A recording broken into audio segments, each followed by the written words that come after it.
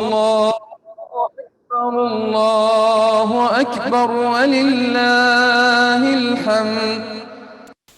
الحمد لله حمدا كثيرا طيبا مباركا فيه غير مكفي ولا مودع ولا مستغن عنه ربنا. أنت الرحمن يا الله، أنت الرحيم يا الله، أنت السلام يا الله، أنت العزيز يا الله، أنت القدوس يا الله، أنت الجبار يا الله.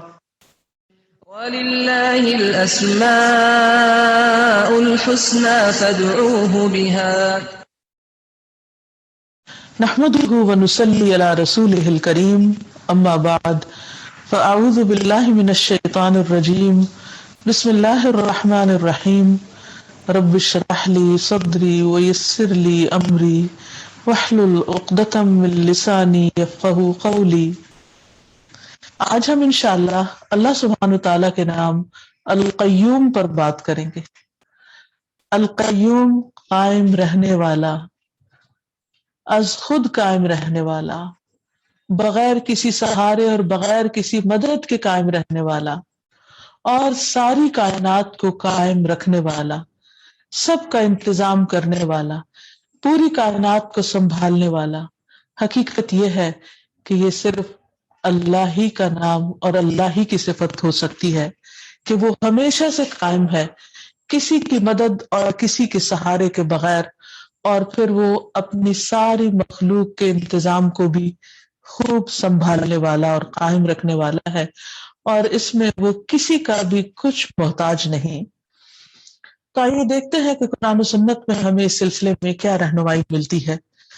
سب سے پہلی بات تو یہ کہ اللہ سبحانہ وتعالی صرف وہی ہے جو اپنی ذات میں قیومیت رکھتا ہے. یہ صفت اللہ سبحانہ وتعالی کے علاوہ کسی اور کے اندر نہیں ہے.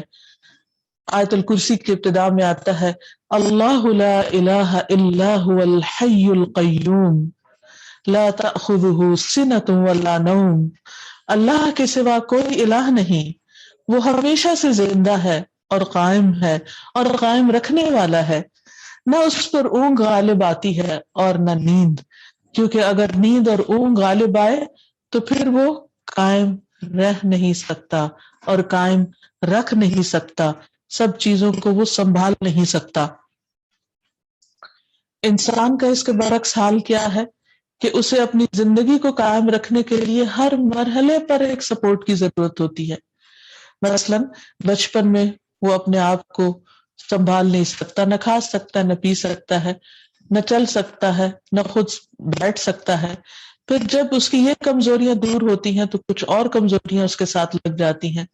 جب بڑا ہوتا ہے سیکھنے کی ضرورت پیش آتی ہے، اسے سکھانے کے لیے معلم چاہیے ہوتا ہے. پھر اسی طرح جب جوان ہوتا ہے تو شادی کی ضرورت ہوتی ہے اس کو. پھر اسی طرح جب جوانی سے آگے بڑھنے لگتا ہے تو بہت سی اور کمزوریاں لاحق ہو جاتی ہیں. نظر کمزور ہو جاتی ہے تو اینک کی ضرورت ہوتی ہے، سن نہیں سکتا تو آلہ سماعت کی ضرورت ہوتی ہے. بعضوں کا دل صحیح طور پر کام نہیں کرتا تو اس کے لیے آلات کی ضرورت ہوتی ہے. گویا زندگی کے ہر مرحلے میں اور خصوصاً پھر بڑھاپے میں انسان کو سہارے کی ضرورت ہوتی ہے. خواہ اس کے پاس ڈھیروں مال ہی کیوں نہ ہو، خواہ اس کے پاس بہت سی اولاد کیوں نہ ہو، ہر طرح کی سہولیات کیوں نہ ہو، لیکن پھر بھی اسے سہارا چاہیے. ہاں، ایک ہستی ایسی ہے کہ جس کو کسی سہارے کی کوئی ضرورت نہیں، اور وہ اللہ سبحانہ تعالیٰ ہی ہے. اور دوسری طرف انسان کمزور ہے، اسے بیماریاں لاحق ہوتی ہیں، وہ فانی ہے سوائے الحی القیوم کے. اسی لیے قرآن مجید میں اللہ تعالیٰ فرماتے ہیں أَلَمْ تَرَ أَنَّ اللَّهَ أَنزَلَ مِنَ السَّمَاءِ مَاءً فَسَلَكَهُ يَنَابِيعَ فِي الْأَرْضِ ثُمَّ يُخْرِجُ بِهِ زَرْعًا مُخْتَلِفًا أَلْوَانُهُ ثُمَّ يَهِيجُ فَتَرَاهُ مُصْفَرًّا ثُمَّ يَجْعَلُهُ حُطَامًا إِنَّ فِي ذَلِكَ لَذِكْرَىٰ لِأُولِي الْأَلْبَابِ. کیا تم دیکھتے نہیں کہ اللہ آسمان سے پانی برساتا ہے، پھر زمین میں چشمے بنا کر اس پانی کو آگے چلا دیتا ہے، پھر اس سے مختلف رنگوں کی کھیتی پیدا کرتا ہے، پھر وہ جوبن پر آتی ہے، پھر تم دیکھتے ہو کہ وہ زرد پڑ جاتی ہے، پھر اسے وہ بھوس بنا دیتا ہے۔ بلا شبہ عقل والوں کے لیے اس میں بہت سی نشانیاں ہیں، یعنی انسان کے علاوہ بھی باقی ساری مخلوق اپنی جوبن پر جا کر خوب پنپ کر پھر خاتمے کی طرف بڑھنے لگتی ہے اور بالآخر ختم ہو کر رہ جاتی ہے، اور باقی رہنے والی ذات تو صرف اللہ رب العزت ہی کی ہے۔ واللہ خیر و ابقا، اللہ ہی بہتر اور سدا باقی رہنے والا ہے، وہ خود قیم ہے، درست راستے پر ہے اور لوگوں کو بھی درست راستے پر رکھنے والا ہے۔ اسی لیے اللہ تعالیٰ فرماتے ہیں کہ ان ربی علی صراط مستقیم، بے شک میرا رب سیدھے راستے پر ہے۔ گویا قیوم وہ ہے جو قیم ہے، جو قائم ہے، یعنی جو سیدھے راستے پر ہے، اور اس کا راستہ بھی سیدھا ہے۔ وَأَنَّ هَذَا صِرَاطِي مُسْتَقِيمًا فَاتَّبِعُوهُ، اور بے شک میرا یہ راستہ سیدھا راستہ ہے، اسی کی پیروی کرو۔ پھر اس کے نبی محمد صلی اللہ علیہ وسلم بھی سیدھے راستے پر ہیں، اسی لیے فرمایا فَاسْتَمْسِكْ بِالَّذِي أُوحِيَ إِلَيْكَ إِنَّكَ عَلَى صِرَاطٍ مُسْتَقِيم، آپ بس اس کتاب کو مضبوطی سے تھامے رکھیے جو آپ کی طرف وحی کی گئی ہے، آپ یقیناً سیدھے راستے پر ہیں۔ پھر اس کا بھیجا ہوا دین بھی قیم ہے۔ قل اننی ہدانی ربی الی صراط مستقیم دینا قیما ملت ابراہیم حنیفا وما کان من المشرکین، کہہ دیجئے بے شک میری تو میرے رب نے سیدھے راستے کی طرف رہنمائی کر دی ہے، جو مضبوط دین ہے، ابراہیم کی ملت جو ایک ہی طرف تھا اور مشرکوں میں سے نہ تھا، یعنی اس میں کوئی ڈیویشن نہیں، کوئی گمراہی نہیں، کوئی ایک راستے سے ہٹنا نہیں، وہی راستہ جو آدم علیہ السلام کو اللہ تعالیٰ نے سکھایا وہی محمد صلی اللہ علیہ وسلم تک ہر رسول اور نبی کا راستہ رہا، اور اسی کو صحیح راستہ قرار دیا گیا۔ پھر فرمایا فَأَقِمْ وَجْهَكَ لِلدِّينِ حَنِيفًا فِطْرَةَ اللَّهِ الَّتِي فَطَّرَ النَّاسَ عَلَيْهَا لَا تَبْدِيلَ لِخَلْقِ اللَّهِ ذَلِكَ الدِّينُ الْقَيِّمُ وَلَكِنَّ أَكْثَرَ النَّاسِ لَا يَعْلَمُونَ، لہذا یکسو ہو کر آپ اپنا رخ دین پر مرتکز کر دیجئے، فوکس کر لیجئے، یہی فطرت الہی ہے جس پر اس نے لوگوں کو پیدا کیا ہے۔ اللہ کی اس خلقت میں کوئی رد و بدل نہیں ہو سکتا، یہی درست دین ہے، لیکن اکثر لوگ نہیں جانتے۔ یعنی درست دین کا اصل فوکس اللہ سبحانہ وتعالیٰ کی ذات ہے کہ اس کی توحید کا اعلان کیا جائے، اور اللہ تعالیٰ ہر بچے کو اسی صحیح دین پر پیدا کرتا ہے، پھر اس کے والدین اس کو مختلف فرقوں میں ڈال دیتے ہیں۔ اور پھر اسی طرح یہ ہے کہ اللہ سبحانہ وتعالیٰ نے جو کتابیں بھیجی ہیں وہ بھی قیم ہے، درست ہیں، اور ان سے انسان کو ہدایت کا راستہ ملتا ہے، اور خصوصاً قرآن مجید کے جس میں لا یأتیہ الباطل من بین یدیہ ولا من خلفہ، کہ جس میں کوئی باطل نہ حق بات نہ آگے سے آتی ہے نہ پیچھے سے داخل ہو سکتی ہے۔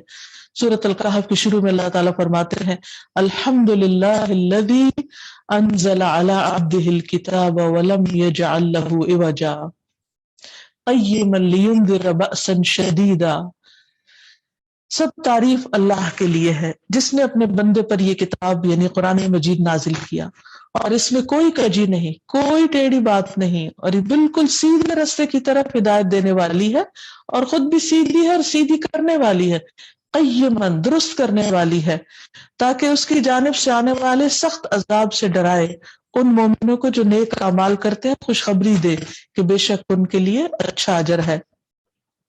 پھر اسی طرح ایک اور جگہ پر آتا ہے رسول من اللہ یتلو صحفا مطہرہ فیہا کتب قیمہ، اللہ کی طرف سے ایک رسول جو انہیں پاکیزہ صحیفے پڑھ کے سناتا ہے جس میں مستحکم کتابیں موجود ہیں، یعنی اللہ سبحانہ تعالیٰ نے کتاب ایسی بھیجی ہے کہ جس میں 1400 سال سے کوئی تبدیلی نہیں ہوئی، اور جس نے بھی اس کتاب کو پڑھا اور سمجھا اور اس کے مطابق زندگی بسر کی وہ سیدھے راستے پر قائم ہو گیا۔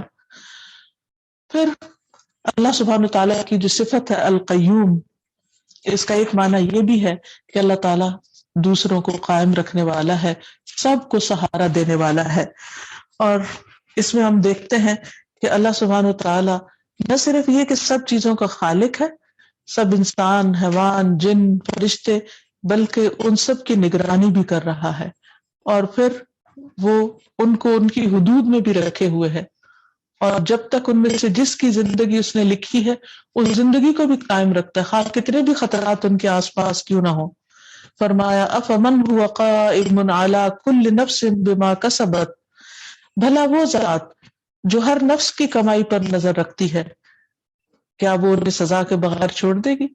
یعنی اللہ سبحانہ و تعالیٰ نہ صرف یہ کہ انسانوں کو کھلا رہا ہے، پلا رہا ہے، زندگی دے رہا ہے، بلکہ وہ یہ بھی دیکھ رہا ہے کہ کون کر کیا رہا ہے، اور اس کی بھی نگرانی کر رہا ہے۔ یعنی القیوم اس طرح سنبھالے ہوئے ہے کہ وہ ان کے اعمال کو دیکھ رہا ہے، اور ان کو لاحق خطرات وغیرہ بھی اس کے سامنے ہیں، اور ان کی زندگی کی حفاظت کرنے والا بھی وہی ہے۔ پھر اسی طرح زمین و آسمان کو بھی وہی تھامے ہوئے ہے۔ فرمایا وَيُمْسِكُ السَّمَاءَ أَن تَقَعَ عَلَى الْأَرْضِ إِلَّا بِإِذْنِهِ إِنَّ اللَّهَ بِالنَّاسِ لَرَءُوفٌ رَحِيمٌ، اور وہ آسمان کو یوں تھامے ہوئے ہے کہ وہ اس کے اذن کے بغیر زمین پر گر نہیں سکتا۔ یعنی ہم دیکھتے ہیں اور سب مشاہدہ کرتے ہیں کہ آسمان کی چھت ایسی ہے کہ جس کے کوئی پلرز نہیں ہے، کوئی ستون نہیں ہے، کوئی سہارے نظر نہیں آتے، اور اگر اللہ سبحانہ وتعالیٰ اس کو نہ تھامے تو یہ زمین پر گر پڑے، اور گرے تو کوئی چیز باقی نہ رہے۔ تو اسی لیے یہاں پر فرمایا کہ اللہ تعالیٰ اپنے بندوں کے ساتھ بڑا ہی شفقت کرنے والا مہربان ہے کہ انہیں ایک عرصے تک، ایک وقت مقرر تک زندگی کی مہلت دیے ہوئے ہیں، اور وہ امن اور چین کے ساتھ دنیا میں اپنے کام کاج کر رہے ہیں۔ نبی صلی اللہ علیہ وسلم جب صبح کے وقت تہجد میں قیام فرماتے تو اس وقت ایک دعا پڑھا کرتے تھے جس میں آتا ہے کہ وَأَنْتَ قَيِّمُ السَّمَاوَاتِ وَالْأَرْضِ وَمَنْ فِيهِنْ، کہ اے اللہ تو آسمان و زمین اور جو کچھ ان کے اندر ہے ان سب کو سنبھالنے والا ہے، ان سب کو قائم رکھے ہوئے۔ یہی وجہ ہے کہ ہر چیز اپنی اپنی جگہ پر ہے، مثلا سورج ہے، چاند ہے، ستارے ہیں، مختلف گیلیکسیز ہیں، ہر ایک اپنی اپنی جگہ پر ہے۔ جیسے قرآن مجید میں آتا ہے وَكُلٌّ فِي فَلَكٍ يَسْبَحُونَ، ہر ایک اپنے ہی مدار میں گردش کر رہا ہے۔ ہر چیز کو اس نے پیدا کیا، اس کو اس کا کام بتایا، پھر اس کو اس کا راستہ متعین کیا، اور پھر اس کی حدود مقرر کی، اور اس کو اس حد کے اندر ہی اس نے رکھا ہوا ہے۔ لَلشَّمْسُ يَنبَغِي لَهَا أَن تُدْرِكَ الْقَمَرَ، سورج کے لیے جائز نہیں کہ وہ چاند کو جا پکڑے اور چاند کو ختم کر دے، یا اس کو جا اس سے ٹکرائے اور اس کو پاش پاش کر دے، وہ ایسا نہیں کر سکتا، اس کو اپنی حد میں اللہ ہی نے رکھا ہوا ہے۔ اور اسی طرح چاند بھی جو ہے وہ اللہ کے حکم اور اذن کے ساتھ اپنے راستے پر چل رہا ہے۔ پھر اسی طرح اللہ سبحانہ وتعالیٰ پہاڑوں کو اپنی جگہ پر قائم رکھنے والا ہے۔ اللہ تعالیٰ قرآن مجید میں دعوت دیتے ہیں کہ دیکھو، غور کرو اس پر بھی، وَإِلَى الْجِبَالِ كَيْفَ نُصِبَتْ، کہ پہاڑوں کو کس طرح اس نے گاڑا ہوا ہے۔ پھر اسی طرح پہاڑ تو خیر بڑی مخلوق ہے، ایک بڑی کریشن ہے اس کی، پرند چرند کو بھی اللہ تعالیٰ نے تھامے ہوئے ہیں، کس طرح پرندے فضا میں اڑتے ہیں اور تیز ہوائیں اور آندھیاں بھی چلتی ہیں، لیکن کس طرح وہ سروائیو کرتے ہیں طوفانوں اور بارشوں کے باوجود، وہ کس طرح زندہ رہتے ہیں، ان کو تھامنے اور زندگی دینے والا کون ہے؟ فرمایا اولم یروا الی الطیر فوقہم صافات ویقبضن ما یمسکہن الا الرحمن انہ بکل شیء بصیر، اور کیا انہوں نے اپنے اوپر پرندوں کو اس حال میں نہیں دیکھا کہ وہ پر پھیلائے ہوئے ہوتے ہیں اور کبھی سکیڑ لیتے ہیں، رحمان کے سوا انہیں کوئی نہیں تھام رہا۔ یعنی یہ تم مت سوچو کہ کوئی اور قوت ہے جو پرندوں کو فضا میں محفوظ رکھے ہوئے ہے، رحمان کے سوا کوئی نہیں۔ یہاں اللہ تعالیٰ نے اپنی صفت رحمان کا ذکر کیا کہ یہ صرف اس کی رحمت ہے کہ جس کی وجہ سے وہ اپنا کام کر رہے ہیں۔ یقیناً وہ ہر چیز کو خوب دیکھنے والا ہے، یعنی ہمارا رب ایسا ہے کہ جس نے چیزوں کو پیدا کر کے ان کے حال پہ چھوڑ نہیں دیا، بلکہ ان میں سے ایک ایک مخلوق کے کام پر، فنکشن پر پوری نظر ہے اس کی کہ کون کیا کر رہا ہے۔ پھر اسی طرح کشتیوں کو سمندر میں کس طرح وہ تھامے ہوئے ہے اور ان کو تیرنے کا موقع دیتا ہے، اس کے بارے میں فرمایا الم تر ان اللہ سخر لکم ما فی الارض والفلک تجری فی البحر بامرہ ویمسک السماء ان تقع علی الارض الا باذنہ ان اللہ بالناس لرؤوف رحیم۔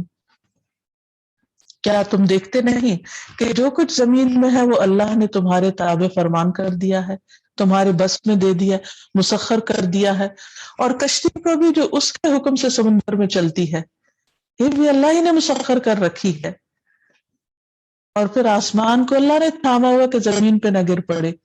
اللہ تعالیٰ اپنے بندوں پر بڑا ہی شفیق اور مہربان ہے۔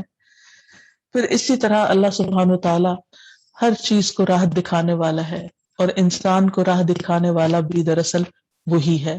واللہ یہدی من یشاء الی صراط مستقیم، اور اس صراط مستقیم پر استقامت دینے والا بھی وہی ہے، ورنہ انسان تو بہت کمزور ہے، چھوٹی چھوٹی چیزیں اس کو سیدھے رستے سے بھٹکا سکتی۔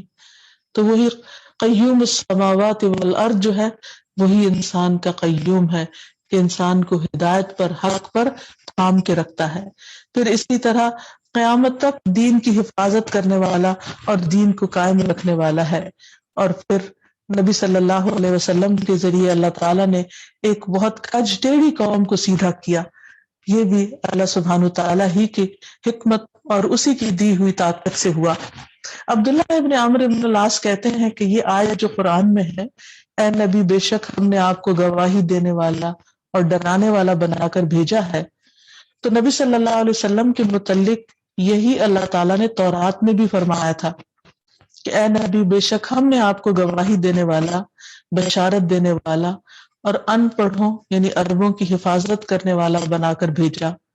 آپ میرے بندے ہیں اور میرے رسول ہیں، میں نے آپ کا نام متوکل رکھا ہے، آپ نہ بدخو ہیں نہ سخت دل اور نہ بازاروں میں شور کرنے والے، اور نہ برائی کا بدلہ برائی سے دیں گے بلکہ معافی اور درگزر سے کام لیں گے، اور اللہ ان کی روح اس وقت تک قبض نہیں کرے گا جب تک وہ کج قوم کو سیدھا نہ کر لیں، یعنی جب تک کہ وہ ان سے لا الہ الا اللہ کا اقرار نہ کرا لیں۔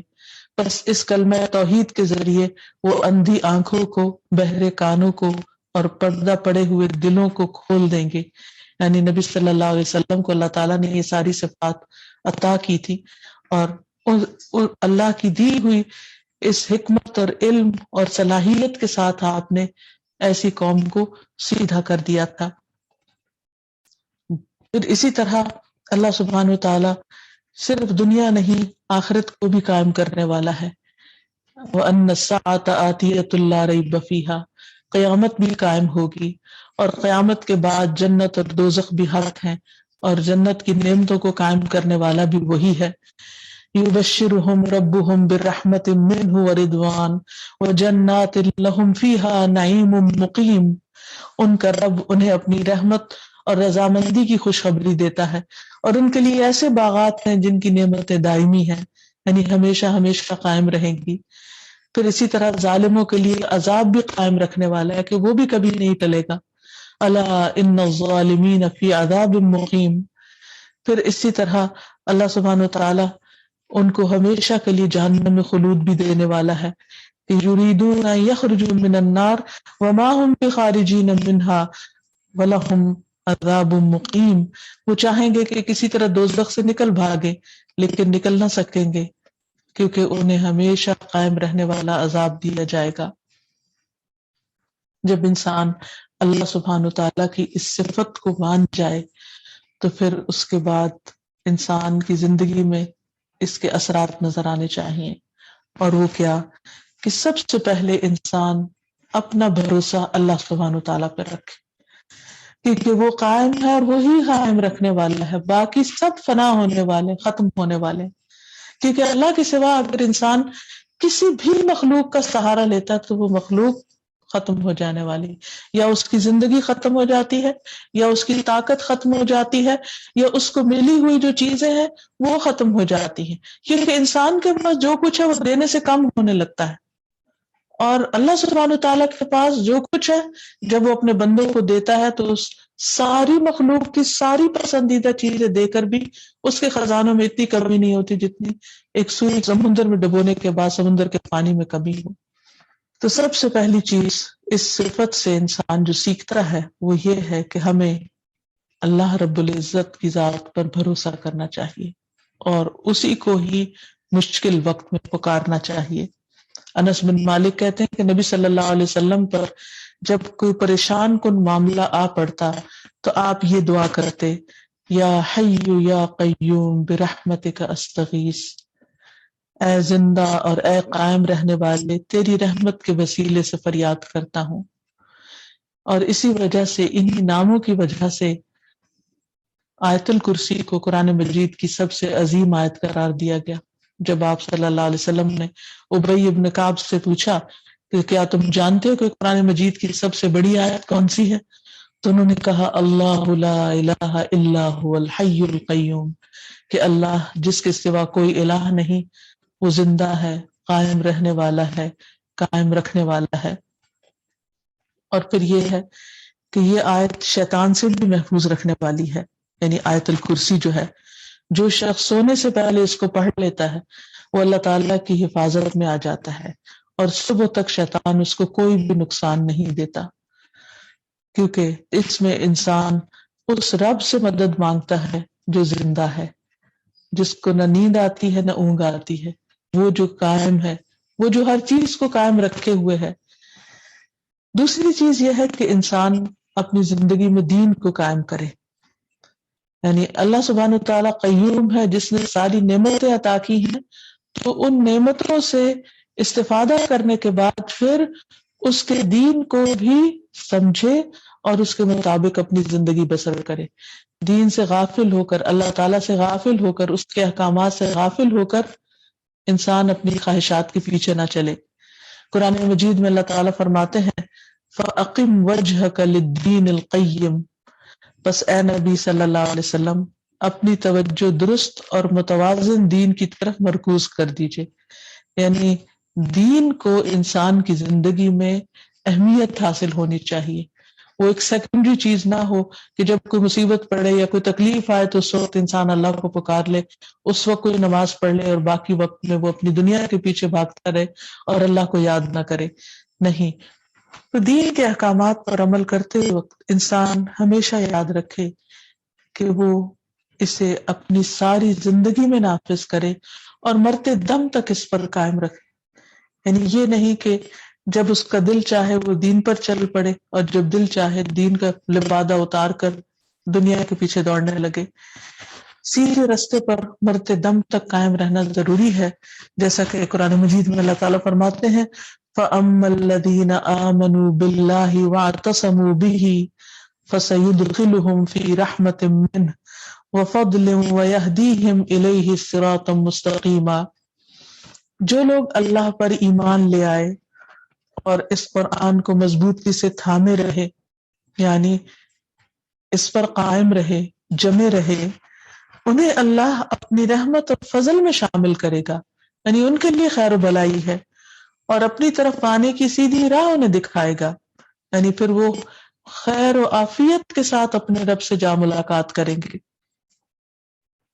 ابن مسعود کہتے ہیں کہ ایک مرتبہ نبی صلی اللہ علیہ وسلم نے ہمارے سامنے ایک لکیر کھینچی، یعنی ایک لائن ڈرا کی، اور فرمایا کہ یہ اللہ کا راستہ ہے.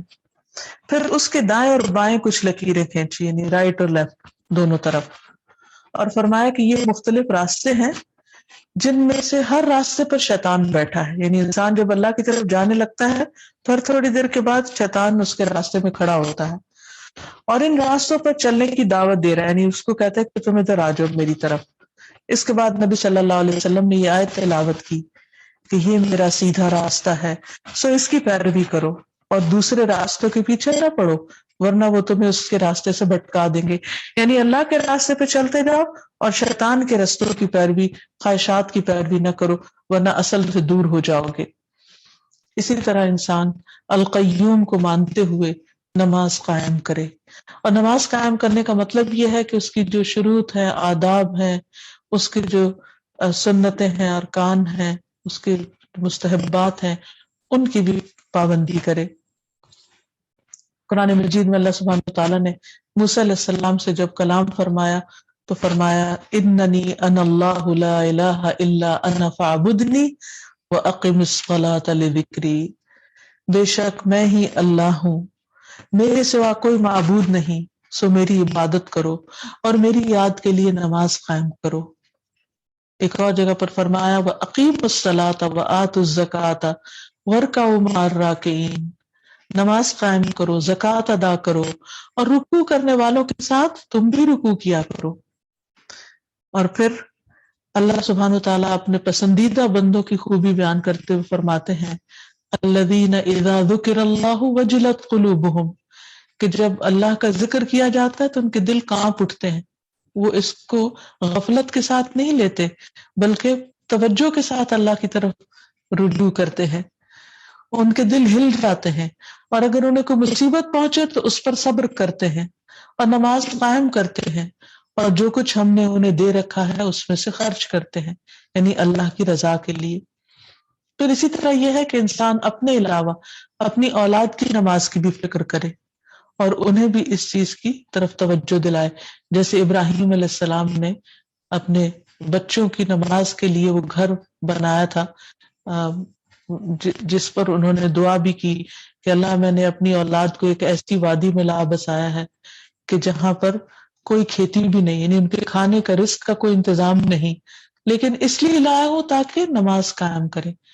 یعنی اولاد کی دنیا کے مستقبل سے زیادہ ان کے آخرت کے مستقبل کی فکر کرنی چاہیے، کیونکہ دنیا تو ایک دن ختم ہو جائے گی.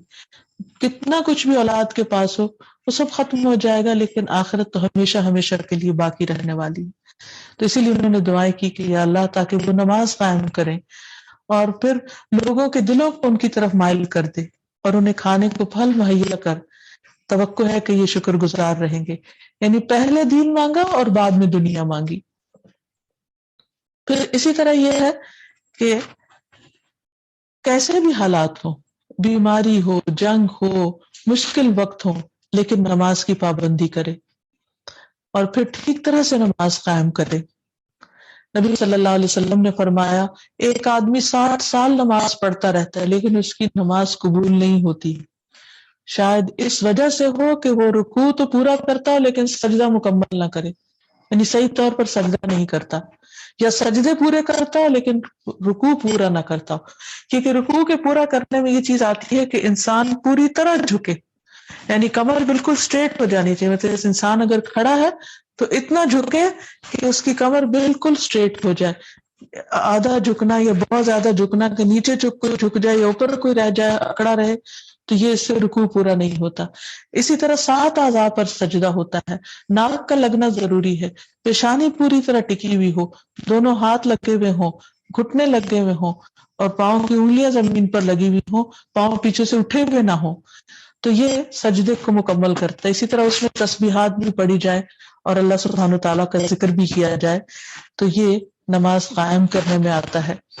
پھر اسی طرح یہ ہے کہ نماز قائم کرنے کے حصے میں یہ بھی ہے کہ اپنی صفوں کو قائم رکھے، کیونکہ اگر انسان جماعت میں نماز پڑھ رہا ہے اور بیچ میں سے گیپس ہیں یا کوئی آگے پیچھے کھڑا ہے تو اس سے نماز نہیں ہوتی. حضرت انس کہتے ہیں کہ نبی صلی اللہ علیہ وسلم نے فرمایا صفیں سیدھی کر لو، میں تمہیں اپنی پیٹھ کے پیچھے سے دیکھ رہا ہوں. پھر اسی طرح ابو القاسم جدلی کہتے کہ میں نے نعمان بن بشیر کو کہتے ہوئے سنا کہ رسول اللہ صلی اللہ علیہ وسلم لوگوں کی طرف متوجہ ہوئے اور فرمایا تم لوگ اپنی صفیں درست کر لو. یہ آپ نے 3 بار فرمایا اور کہا کہ اللہ کی قسم تم لوگ اپنی صفیں درست کرو ورنہ اللہ تعالیٰ تمہارے دلوں میں پھوٹ ڈال دے گا، یعنی اختلافات پیدا ہو جائیں گے. نعمان بن بشیر کہتے ہیں میں نے اپنے آدمی کو اپنے ساتھی کے مونڈے سے مونڈا، گھٹنے سے گھٹنا اور ٹخنے سے ٹخنا ملا کر کھڑے ہوتے دیکھا، یعنی بالکل ایسے لوگ پھر سیدھے کھڑے ہو گئے کہ ان کے درمیان کوئی گیپس نہیں تھے. پھر اسی طرح یہ ہے کہ اللہ سبحانہ تعالیٰ کی اس صفت القیوم کو جان کر پھر انسان ہمیشہ قائم رہنے والی نعمتوں کا شوق اپنے اندر پیدا کرے. اور پھر وہ اس لیے کہ انسان جب یہ جانتا ہے کہ میرا ایک رب ایسا ہے کہ جو سارے معاملات کی نگرانی کر رہا ہے تو وہ اپنی آخرت کے بارے میں زیادہ فکر کرنے لگتا ہے، کیونکہ اسے معلوم ہے کہ جو آخرت کی فکر کرے گا اللہ تعالیٰ اس کی دنیا کے معاملات بھی درست فرما دیں گے. اس اعتبار سے انسان کے اندر پھر استقامت بھی پیدا ہو جاتی ہے. تو اللہ سبحانہ وتعالیٰ کی اس صفت القیوم ہم سے تقاضا کرتی ہے کہ ہم دین پر، اچھے کاموں پر، اچھی ہیبٹس پر استقامت اختیار کریں، اور یہ نہیں کہ ایک دن یہ کام کیا پھر دوسرے دن چھوڑ دیا، بلکہ اس کو جم کے کرنے والے ہوں. جیسے قرآن مجید میں نبی صلی اللہ علیہ وسلم کو حکم دیا گیا فاستقم کما امرت ومن تاب معك ولا تطغوا انه بما تعملون بصیر. بس تم ثابت قدم رہو جیسے تمہیں حکم دیا گیا ہے، اور وہ لوگ بھی جنہوں نے تمہارے ساتھ توبہ کی ہے، اور حد سے نہ بڑھو، بے شک جو کچھ تم کرتے ہو وہ اسے خوب دیکھنے والا ہے. یعنی انسان دین پر آ کر پھر دین کے رستے پر ہی جمع رہے، اگر وہ پھر اس کو چھوڑ دے گا تو اس کا کیا کرایا بھی ضائع ہو جائے گا. پھر اللہ پر ایمان لانے کے بعد سب سے اہم کام یہی ہے کہ انسان دین پر جم جائے. سفیان بن عبداللہ ثقفی سے مروی ہے کہ میں نے عرض کیا یا رسول اللہ صلی اللہ علیہ وسلم، مجھے کوئی ایسی بات بتا دیجیے جس سے میں مضبوطی سے تھام لوں. آپ نے فرمایا، کہو میرا رب اللہ ہے، پھر اس پر ہمیشہ ثابت قدم رہو، یعنی پھر اس سے منحرف نہ ہونا، یعنی اللہ کو اپنا رب سمجھ کر اس کو تھام لو، اس کا سہارا پکڑ لو. پھر ابو عمر سفیان بن عبداللہ رضی اللہ عنہ سے مروی ہے، میں نے عرض کیا یا رسول اللہ صلی اللہ علیہ وسلم، مجھے اسلام کے حوالے سے کوئی ایسی بات بتا دیجئے کہ مجھے آپ کے بعد کسی اور سے پوچھنے کی ضرورت نہ رہے. آپ نے فرمایا، پہلے زبان سے اقرار کرو کہ میں اللہ پر ایمان لایا، پھر اس پر ثابت قدم ہو جاؤ، یعنی پھر اللہ کے علاوہ کسی اور کی طرف نظر نہ اٹھے، اسی کی عبادت کرو، اسی سے دعائیں کرو، اور اسی سے ہی اپنی ہر حاجت بیان کرو. پھر یہ ہے کہ اللہ سبحانہ تعالیٰ کے نزدیک پسندیدہ عمل بھی وہی ہے جس پر انسان ہمیشگی اختیار کرتا ہے، خواہ وہ کوانٹٹی میں تھوڑا ہی کیوں نہ ہو. اس سلسلے میں حدیث میں آتا ہے کہ آپ نے فرمایا، اللہ کے نزدیک سب سے زیادہ پسندیدہ عمل وہ ہے جسے پابندی سے ہمیشہ کیا جائے، خواہ تھوڑا ہو. ان احب الاعمال الی اللہ ادومها وان قل، یعنی اس میں دوام ہو، اور یہ کنسسٹنسی جو ہے اور استقامت جو ہے یہ اللہ تعالیٰ کو بہت پسند ہے. پھر نبی صلی اللہ علیہ وسلم کو بھی دین میں سب سے پسندیدہ عمل وہی تھا جس پر دوام ہو. پھر آل محمد صلی اللہ علیہ وسلم کا طریقہ بھی یہی تھا. حدیث میں آتا ہے کہ آل محمد صلی اللہ علیہ وسلم کا یہ معمول تھا کہ جب کوئی عمل کرتے تو اسے مستقل مزاجی سے کرتے، یعنی پھر اس کو یہ نہیں کبھی کیا اور کبھی چھوڑ دیا، کبھی ایک چیز کی نیت کی اور پھر تھوڑے دن کے بعد نیت تبدیل کر دی. اور پھر یہ ہے کہ کوئی بھی کام جب انسان استقامت کے ساتھ کرتا ہے تو اس کو پھر اتنا ہی کرنا چاہیے جس کی وہ پوری ذمہ داری لے. اپنی جان پر ایسا بوجھ بھی نہیں ڈال لینا چاہیے کہ جس کو انسان نبھا نہ سکے. آپ صلی اللہ علیہ وسلم فرمایا کرتے تھے، عمل وہی اختیار کرو جس کی تم میں طاقت ہو، کیونکہ اللہ تعالیٰ ثواب دینے سے نہیں تھکتا، تم خود ہی اکتا جاؤ گے. نبی صلی اللہ علیہ وسلم اس نماز کو سب سے زیادہ پسند فرماتے جس پر ہمیشگی اختیار کی جائے، خواہ کم ہی کیوں نہ ہو. چنانچہ آپ صلی اللہ علیہ وسلم جب کوئی نماز شروع کرتے تو اسے ہمیشہ پڑھتے رہتے. جیسے مثال کے طور پر تہجد ہے، تو ایسا نہیں کہ کچھ وقت انسان اتنی لمبی نماز پڑھے کہ گھنٹوں پڑھتا چلا جائے اور پھر کچھ دن کے بعد تھک کر پڑھنا ہی چھوڑ دے، یا پھر یہ کہ صرف 2 رکعتوں پر آ جائے. ایک اعتدال کے ساتھ اپنا طریقہ اختیار کرے اور پھر اس کے اوپر پابندی کرتا رہے، تو یہ زیادہ پسندیدہ ہے. پھر اسی طرح یہ کہ مرتے دم تک فرائض کی پابندی کرے. عامر ابن مرہ جہنی سے مروی ہے کہ قبیلہ بنو قزاع کا ایک شخص نبی صلی اللہ علیہ وسلم کی خدمت میں حاضر ہوا اور عرض کیا، میں گواہی دیتا ہوں کہ اللہ کے سوا کوئی معبود نہیں اور آپ اللہ کے رسول ہیں، اور میں 5 نمازیں پڑھتا ہوں اور رمضان کے روزے رکھتا ہوں اور اس کا قیام بھی کرتا ہوں اور زکوٰۃ بھی دیتا ہوں. رسول اللہ صلی اللہ علیہ وسلم نے فرمایا، جو شخص ان اعمال پر فوت ہوا، یعنی یہ سارے کاموں کی پابندی کرتے ہوئے فوت ہوا، وہ صدیقین اور شہداء میں سے ہے، یعنی قیامت کے دن اس کے درجات بہت بلند ہوں گے. تو جو استقامت ہے نیکی پر اور ایک کام کو ٹھیک سمجھ کے اختیار کرنا اور پھر کرتے رہنا جو ہے، اس کے بہت سے فوائد بھی ہیں. سب سے پہلا فائدہ یہ ہے کہ انسان خوف اور غم سے نجات پا جائے گا. قرآن مجید میں آتا ہے، ان الذین قالوا ربنا اللہ ثم استقاموا، بے شک وہ لوگ جنہوں نے کہا کہ اللہ ہمارا رب ہے، پھر وہ اس پہ جم گئے، انہوں نے اس پر استقامت اختیار کی، چاہے انہیں کوئی مشکل پیش آئی یا آسانی، لیکن وہ اس سے نہیں ہٹے، انہوں نے اللہ کا دامن تھام لیا. فلا خوف علیہم ولا هم یحزنون، ایسے لوگوں پر نہ کوئی خوف ہوگا نہ وہ غمگین ہوں گے. اولئک اصحاب الجنہ، یہ جنت والے ہیں. خالدین فیہا، اس میں ہمیشہ رہیں گے. جزاء بما کانوا یعملون، یہ بدلہ ہے اس کا جو وہ عمل کرتے رہے. یعنی اللہ کو رب مان کر جو نیک عمل کیے اللہ کی خاطر، خالصتاً اللہ کی رضا کے لیے، تو پھر ان کے لیے خوف اور غم نہیں ہوگا. دنیا میں بھی ان کے دلوں میں ایک اطمینان اور سکون ہوگا، اور آخرت میں بھی جب سب لوگ خوف کا شکار ہوں گے وہ امن میں ہوں گے. پھر اسی طرح استقامت اختیار کرنے والوں کو فرشتوں کا ساتھ ملتا ہے.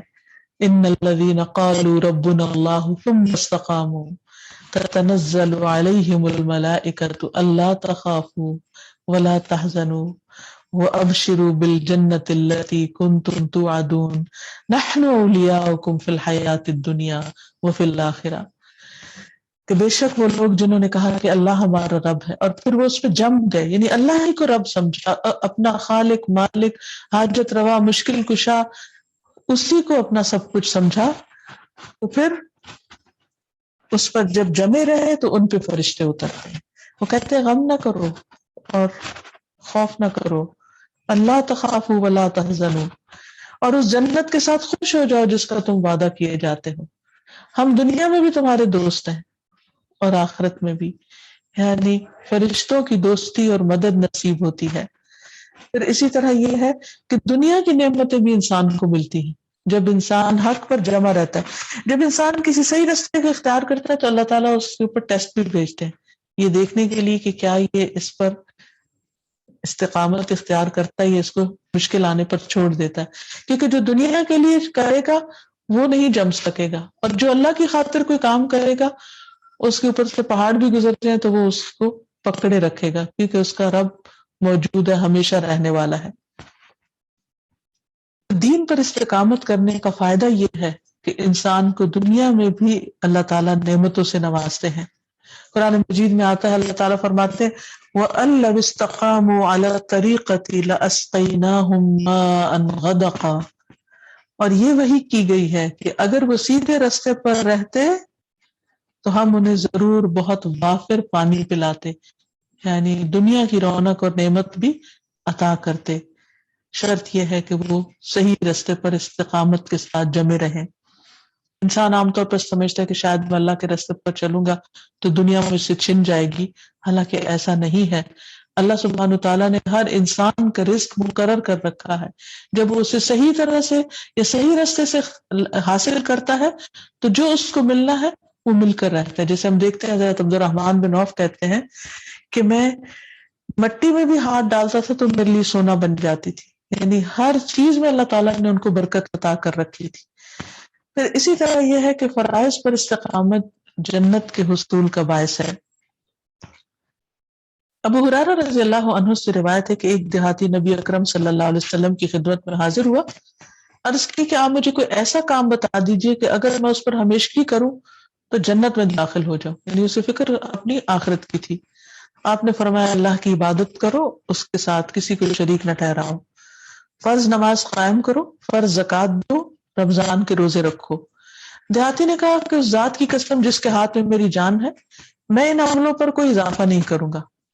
جب وہ پیٹ موڑ کے جانے لگا تو نبی صلی اللہ علیہ وسلم نے فرمایا اگر کوئی ایسے شخص کو دیکھنا چاہتا ہے جو جنت والوں میں سے تو اس کو دیکھ لے.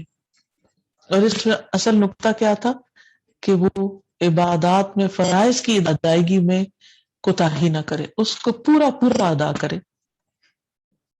اب جب انسان اللہ سبحانہ وتعالیٰ کی صفت پر ایمان لے آتا ہے القیوم پر، تو پھر اس کے ساتھ اس کو دعا بھی کرنی چاہیے. اور یاد رکھیے کہ یہ نام اسم اعظم بھی شمار ہوتا ہے کہ وہ نام جس کے ساتھ اللہ تعالیٰ کو پکارا جائے تو اللہ تعالیٰ دعائیں سنتا ہے. انس رضی اللہ عنہ بیان کرتے ہیں کہ میں نبی صلی اللہ علیہ وسلم کے ساتھ تھا کہ ایک آدمی نے دعا کی اور کہا یا بدیع السماوات یا حی یا قیوم انی اسألک، اے آسمانوں کو عدم سے وجود میں لانے والے، اے زندہ اے قائم رہنے والے، میں تجھ سے سوال کرتا ہوں. تو آپ صلی اللہ علیہ وسلم نے فرمایا کیا تمہیں معلوم ہے کہ اس نے کس چیز کے ساتھ دعا کی ہے؟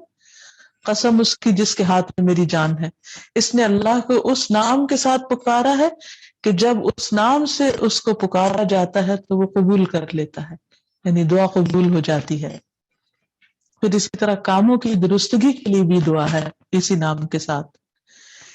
ایک روایت میں آتا ہے کہ رسول اللہ صلی اللہ علیہ وسلم نے فاطمہ رضی اللہ تعالی عنہا سے فرمایا، تم کو کیا چیز مانے ہے کہ تم سنو جس کی میں تم کو وصیت کرتا ہوں؟ تم صبح و شام یہ دعا پڑھا کرو، یا حی یا قیوم برحمتک استغیث اصلح لی شأنی کلہ ولا تکلنی الی نفسی طرفۃ عین۔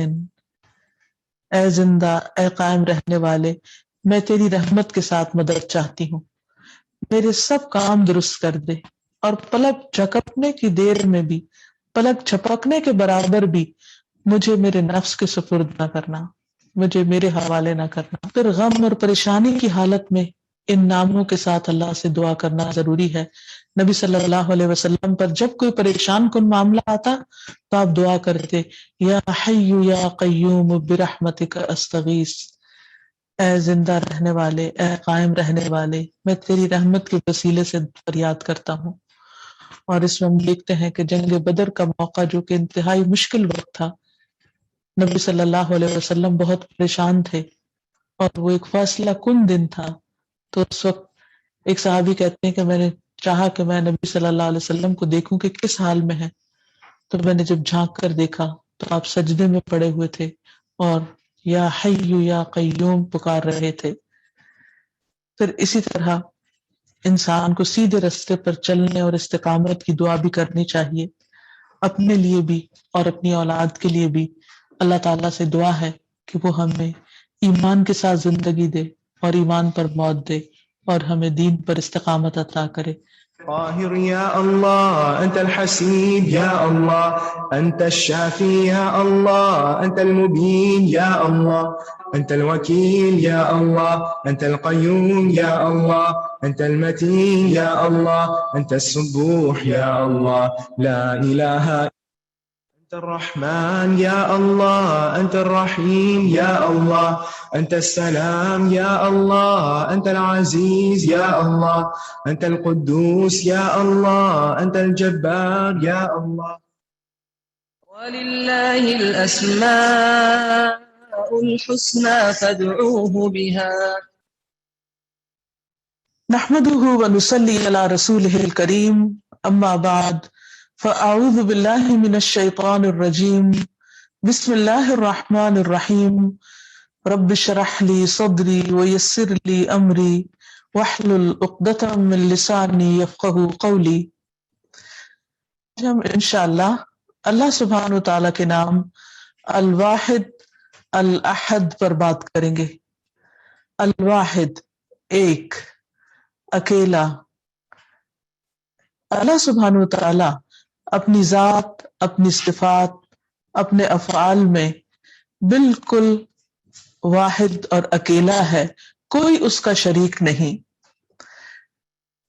کسی بھی قسم کا کوئی اور آبجیکٹ، کوئی اور چیز اس کے کسی بھی کام میں، کسی بھی صفت میں، کسی بھی طرح اس کے برابر نہیں، اس کے مثل نہیں، اس کے نظیر اور شبیہ نہیں۔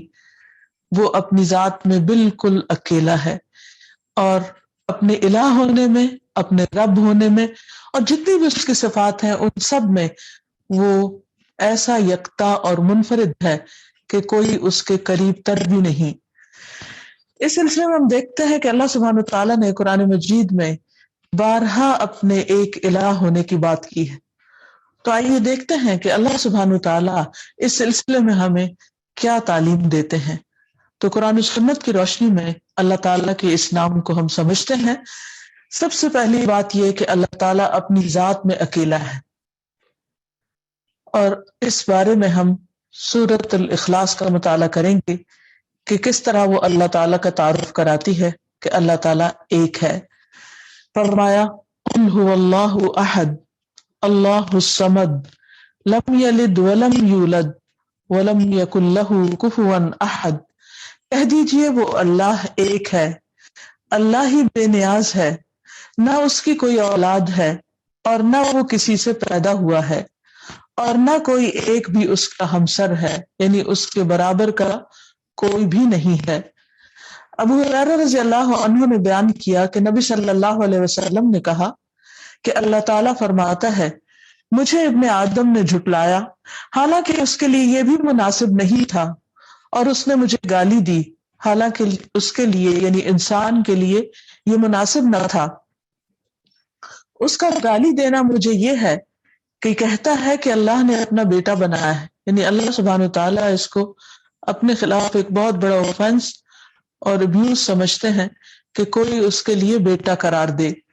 وَأَنَا الْأَحَدُ الصَّمَدُ لَمْ أَلِدْ وَلَمْ أُولَدْ وَلَمْ يَكُنْ لِي كُفْوًا أَحَدٌ، اور میں ایک ہوں، بے نیاز ہوں، نہ میرے لیے کوئی اولاد ہے اور نہ میں کسی کی اولاد ہوں، اور نہ ہی کوئی ایک بھی میرے برابر ہے۔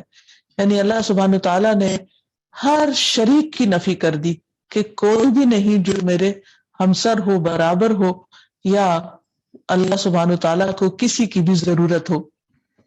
اسی طرح اس کا کوئی نسب نہیں، یعنی اس کا کوئی باپ نہیں، اس کا کوئی دادا نہیں، یا کوئی اس سے پہلے تھا ہی نہیں۔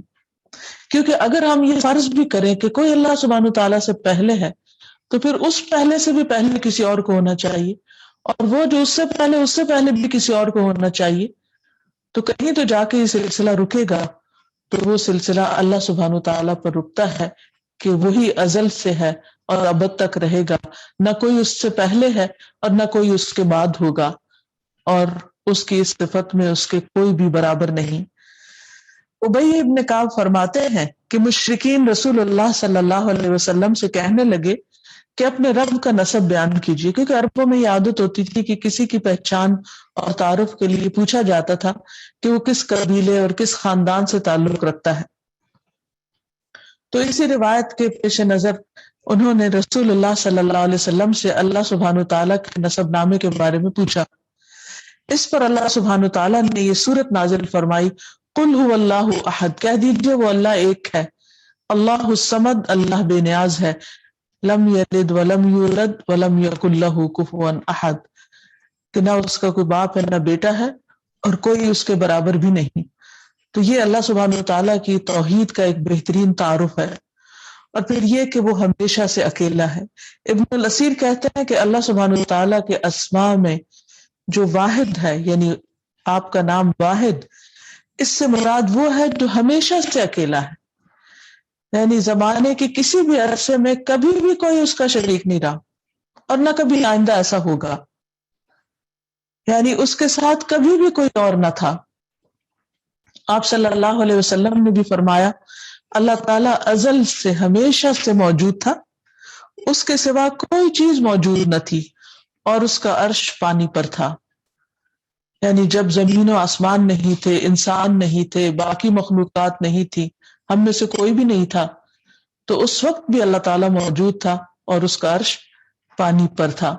اور ہم سب کے ہونے نے، زمین و آسمان کے ہونے نے اس کی شان میں کسی قسم کا اضافہ نہیں کیا، کیونکہ وہ تو اس سے پہلے بھی بلند شان تھا۔ پھر مخلوق کی تخلیق کے وقت صرف وہی ایک اکیلا تھا۔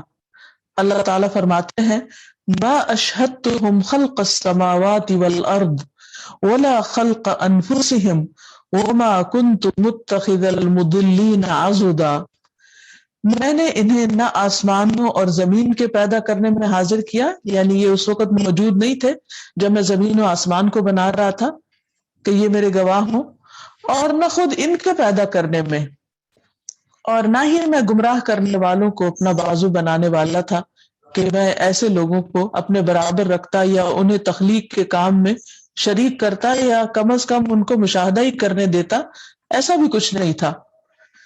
پھر یہ ہے کہ اس کی ذات میں کوئی شریک نہیں۔ اللہ سبحانہ وتعالیٰ واضح طور پر قرآن مجید میں اس کی نفی فرماتے ہیں۔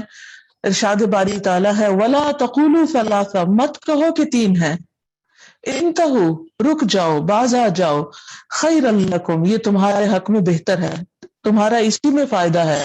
انما اللہ الہ واحد، بے شک اللہ تو ایک ہی الہ ہے، سبحانہ، وہ پاک ہے، ان یکون لہ ولد، کہ اس کا کوئی بیٹا ہو یا اولاد ہو، لہو ما فی السماوات وما فی الارض، اسی کا ہے جو کچھ آسمانوں میں ہے اور جو زمین میں، وکفا باللہ وکیلا، اور کافی ہے اللہ کارساز، نظام کائنات چلانے والا، وہ اکیلا ہی کافی ہے، اس کو کسی مددگار کی ضرورت نہیں۔ اسی طرح تین دو کے بارے میں بھی فرمایا کہ لا تتخذوا الہین اثنین انما هو الہ واحد، کہ تم دو الہ مت بناؤ۔ جیسے بعض لوگوں کا خیال ہے کہ ایک خدا نیکی کا ہے اور ایک بدی کا، تو اس سے بھی منع کیا گیا کہ دو بھی نہیں ہے، بس وہ ایک ہی ہے، انما هو الہ واحد، بے شک وہ ایک اکیلا ہی الہ ہے۔ پھر یہ ہے کہ اس کی ذات کے بارے میں انسان کو ہر طرح کے وسوسوں سے بھی بچنا چاہیے۔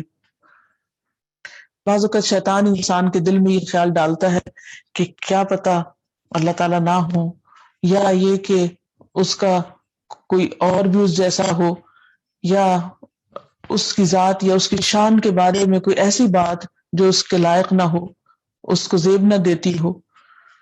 تو اس سے بھی بچنے کی ضرورت ہے کہ رسول اللہ صلی اللہ علیہ وسلم نے فرمایا لوگ ہمیشہ ایک دوسرے سے پوچھتے رہیں گے یہاں تک کہ یہ کہہ دیا جائے گا کہ مخلوق کو تو اللہ نے پیدا کیا، اللہ کو کس نے پیدا کیا؟ تو جو آدمی اس طرح کا کوئی وسوسہ اپنے دل میں پائے تو وہ کہے کہ میں اللہ پر ایمان لایا، میں یہ بات نہیں سوچتا، اور میں جو ہے اکیلا جس نے سب کچھ بنایا بس میں اس پر ایمان رکھتا ہوں۔ ان وسوسوں کا علاج یہ بھی بتایا گیا کہ ایسا خیال آتے ہی سورۃ اخلاص پڑھ لی جائے۔ آپ نے فرمایا جب لوگ ایسا کہیں تو تم کہو اللہ احد، اللہ الصمد، لم یلد ولم یولد ولم یکن لہ کفوا احد۔ پھر وہ اپنی بائیں جانب 3 مرتبہ تھتکارے اور شیطان سے پناہ مانگے۔ یعنی جب اس طرح کے خیالات بار بار آنے لگے، انسان کا ذہن کنفیوز ہونے لگے، تو قل هو اللہ کا ورد کرے اور اپنے دل کی طرف تھتکارے، یعنی شیطان جو اس پر حملہ آور ہو رہا ہے اس کو دور بھگا دے۔ قرآن مجید کے مضامین پر اگر غور کیا جائے تو اس میں 3 طرح کی چیزیں پائی جاتی ہیں۔ ایک اللہ سبحانہ و تعالیٰ کی توحید اور اس کی صفات، دوسرے احکامات جو اس نے اپنے بندوں کے لیے دیے ہیں، اور تیسرے ماضی کے واقعات جن سے ہم سب کو سبق سیکھنا چاہیے، یعنی مختلف پیغمبروں کے واقعات اور قصص وغیرہ۔ تو جب ہم یہ کہتے ہیں کہ سورۃ اخلاص 1/3 قرآن مجید کے برابر ہے، تو یہ اجر کے اعتبار سے بھی ہے، یعنی اگر اس کو پڑھا جائے تو اس کا ثواب بھی ملتا ہے 1/3 پڑھنے کے برابر، اور اس کے ساتھ ساتھ 1/3 جو قرآن مجید کا تیسرا حصہ مضامین کا، اس کو بھی یہ کور کرتی ہے۔ نبی صلی اللہ علیہ وسلم نے ایک بار سب کو اکٹھا کر کے یہ بات بتائی۔ رسول اللہ صلی اللہ علیہ وسلم نے فرمایا کہ تم سب اکٹھے ہو جاؤ تاکہ میں تمہارے سامنے 1/3 قرآن پڑھوں۔ پھر جنہوں نے اکٹھا ہونا تھا وہ اکٹھے ہو گئے۔ پھر نبی صلی اللہ علیہ وسلم نکلے اور آپ نے سورۃ قل هو اللہ احد پڑھی۔ پھر آپ تشریف لے گئے۔ ہم آپس میں ایک دوسرے سے کہنے لگے کہ شاید آسمان سے کوئی خبر آئی ہے جس کی وجہ سے آپ اندر تشریف لے گئے ہیں۔ پھر نبی صلی اللہ علیہ وسلم باہر تشریف لائے تو فرمایا میں نے تمہیں کہا تھا کہ میں تمہارے سامنے 1/3 قرآن پڑھتا ہوں، بے شک آگاہ رہو قل هو اللہ احد 1/3 قرآن کے برابر ہے۔ یعنی آپ نے اس وقت صرف قل هو اللہ احد ہی پڑھی۔ اور اگر دیکھا جائے تو اس میں چند الفاظ ہیں، لیکن مضمون کے اعتبار سے، معنی کے اعتبار سے یہ سب سے بڑے مضمون کو کور کرتی ہے۔ ابو سعید خدری رضی اللہ عنہ سے روایت ہے کہ ایک شخص نے ایک شخص کو رات کو قل هو اللہ احد بار بار پڑھتے ہوئے سنا۔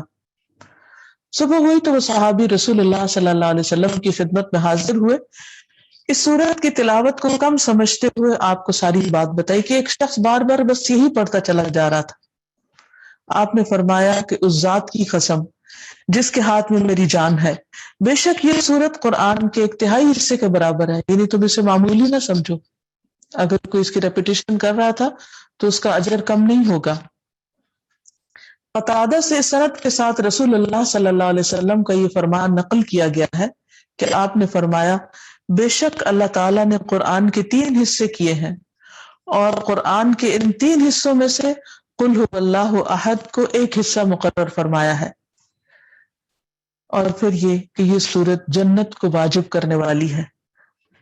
نبی صلی اللہ علیہ وسلم نے ایک آدمی کو سورۃ اخلاص کی تلاوت کرتے ہوئے سنا تو فرمایا واجب ہو گئی۔ لوگوں نے پوچھا یا رسول اللہ صلی اللہ علیہ وسلم کیا چیز واجب ہو گئی؟ فرمایا اس کے لیے جنت واجب ہو گئی۔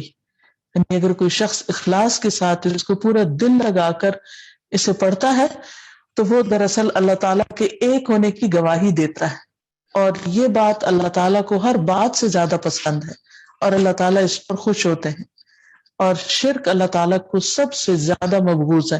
تو جو شخص شرک کی نفی کرتا ہے وہ اللہ کا محبوب ہو جاتا ہے۔ پھر اسی طرح یہ سورت مغفرت کا باعث بننے والی بھی ہے۔ ایک مرتبہ نبی صلی اللہ علیہ وسلم نے ایک آدمی کو سورت کافرون کی تلاوت کرتے ہوئے سنا تو آپ نے فرمایا تو شریک سے بری ہو گیا، یعنی تو نے شرک کی نفی کر دی۔ پھر دوسرے آدمی کو دیکھا تو وہ سورت اخلاص کی تلاوت کر رہا تھا۔ نبی صلی اللہ علیہ وسلم نے فرمایا اس کی برکت سے اس کی بخشش ہو گئی، یعنی یہ سورت بخشش واجب کرنے والی ہے۔ پھر اسی طرح اس سورت سے محبت بھی کرنی چاہیے۔ انس بن مالک کہتے ہیں کہ ایک آدمی نبی صلی اللہ علیہ وسلم کے پاس آیا اور کہنے لگا میں سورت اخلاص سے محبت کرتا ہوں، تو آپ نے فرمایا تمہارا اس سورت سے محبت کرنا تمہیں جنت میں داخل کر دے گا۔ تو ہم سب کو بھی اس سورت سے محبت کرنی چاہیے اور بار بار اس کا ورد کرتے رہنا چاہیے۔ اس سورت سے محبت کرنے والے سے اللہ تعالیٰ محبت کرتے ہیں۔ حضرت عائشہ روایت کرتی ہیں کہ نبی صلی اللہ علیہ وسلم نے ایک شخص کو لشکر کا امیر بنا کے بھیجا، تو جب وہ اپنے ساتھیوں کو نماز پڑھاتا تو قل هو اللہ احد پہ ختم کرتا، یعنی ہر رکعت کے آخر میں قل هو اللہ پڑھتا۔ جب لوگ واپس ہوئے تو یہ بات نبی صلی اللہ علیہ وسلم سے بیان کی گئی، یعنی ایک طرح سے شکایت کی گئی۔ آپ نے فرمایا اس شخص سے پوچھو کہ ایسا کیوں کرتا ہے، یعنی ہر رکعت میں وہ کیوں پڑھتا ہے؟ لوگوں نے اس سے پوچھا تو اس نے کہا اس لیے کہ یہ رحمان کی صفت ہے اور مجھے پسند ہے کہ میں اس کو پڑھوں۔ تو نبی صلی اللہ علیہ وسلم نے فرمایا کہ اس کو خبر دے دو کہ بے شک اللہ تعالیٰ بھی اس سے محبت کرتا ہے، یعنی اگر وہ اللہ تعالیٰ کی توحید سے ایک ہونے سے محبت کرتا ہے، کیونکہ اس میں یہی فرمایا گیا نا قل هو اللہ احد، کہہ دیجئے کہ اللہ احد ہے، ایک ہے، اکیلا ہے۔ تو بار بار اس بات کا اعلان اور بار بار اس بات کا تکرار جو ہے یہ اللہ سبحانہ تعالیٰ کو بہت پسند ہے۔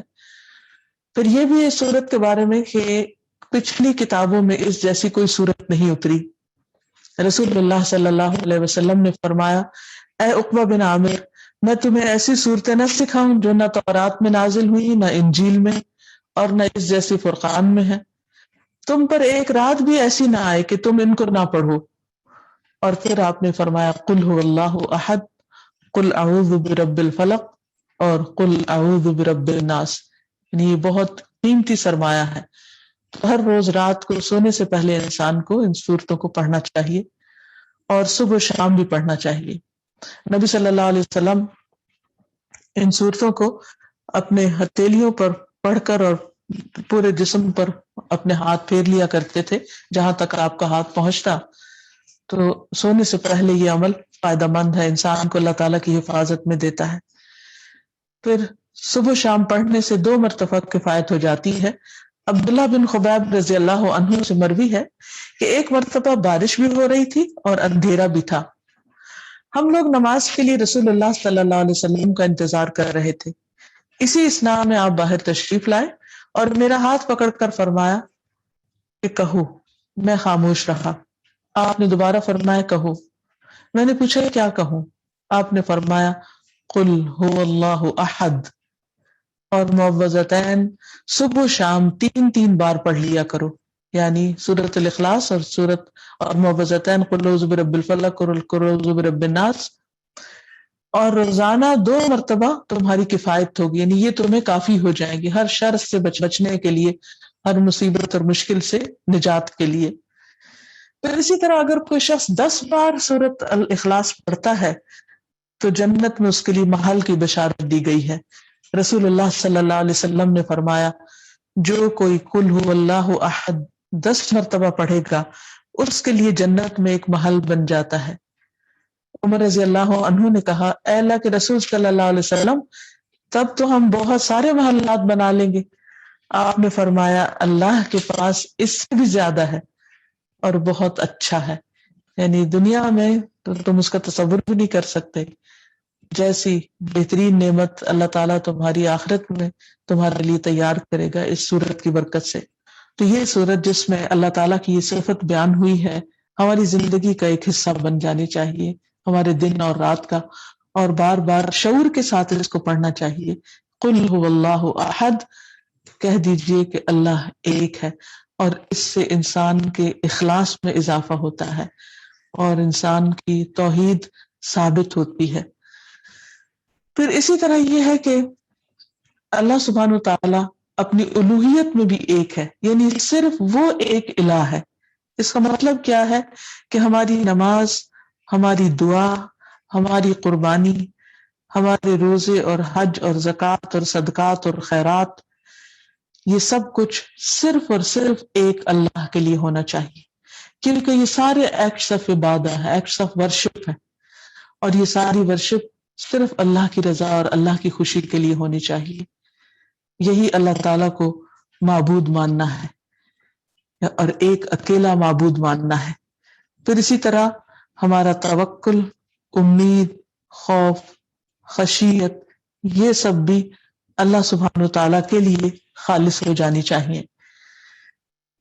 قرآن مجید میں اللہ تعالیٰ فرماتے ہیں وَإِلَٰهُكُمْ إِلَٰهٌ وَاحِدٌ لَا إِلَٰهَ إِلَّا هُوَ الرَّحْمَٰنُ الرَّحِيمُ، تمہارا الہ ایک ہی الہ ہے، اس کے سوا کوئی الہ نہیں، وہ نہایت مہربان، بڑا رحم کرنے والا ہے۔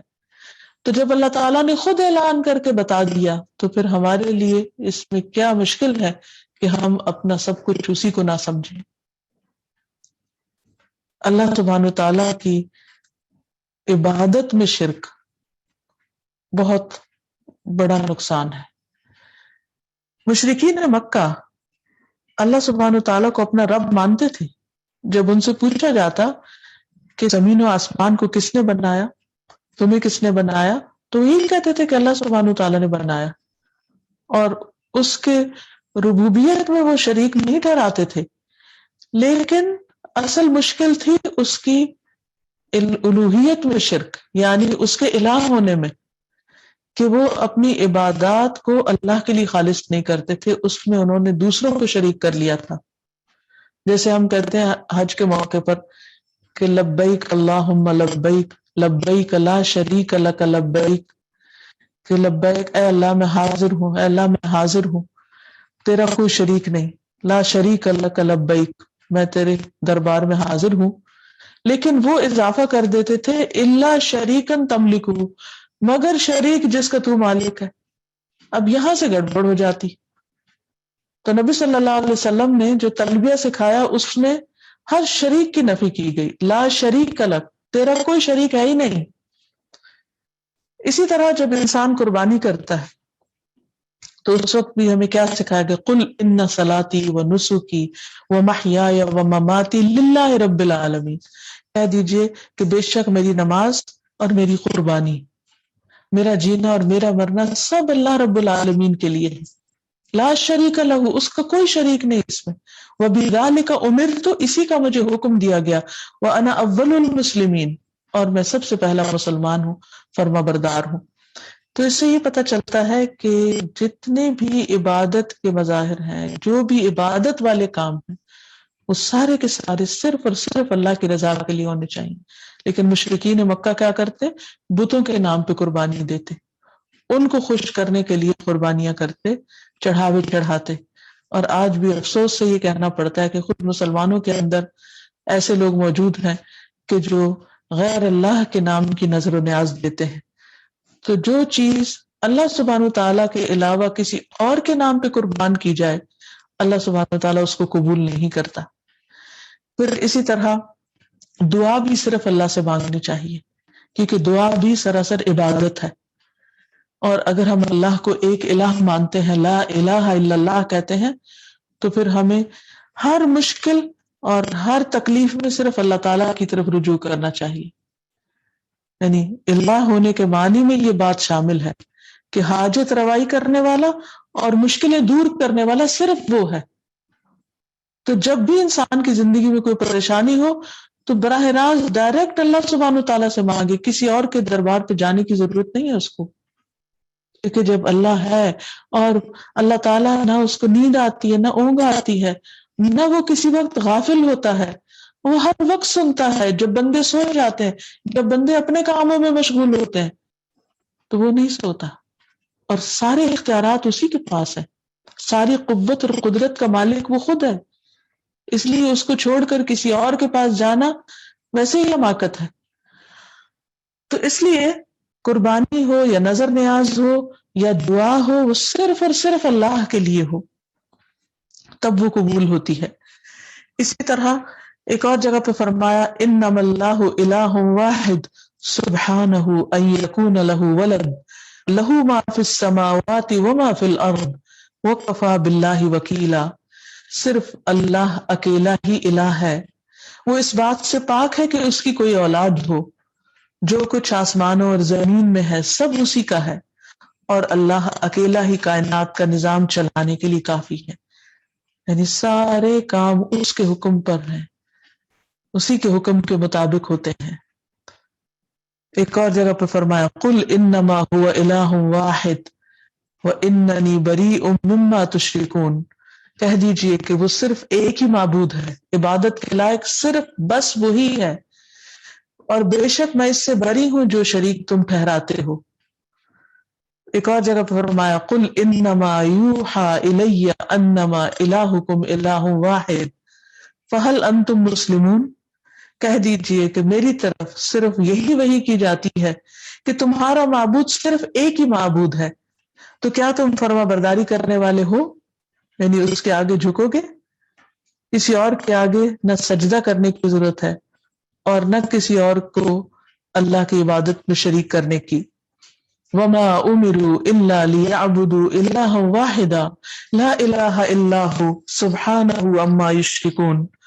حالانکہ انہیں اس کے سوا کوئی حکم نہیں دیا گیا کہ ایک ہی معبود کی عبادت کریں، کوئی معبود نہیں مگر وہی، وہ اس سے پاک ہے جو وہ شریک ٹھہراتے ہیں. پھر اسی طرح یہ بھی یاد رہے کہ اللہ سبحانہ تعالیٰ اپنے الہ ہونے میں اکیلا ہونے کے علاوہ اپنے رب ہونے میں بھی اکیلا ہے، وہ اپنی ربوبیت میں بھی اکیلا ہے.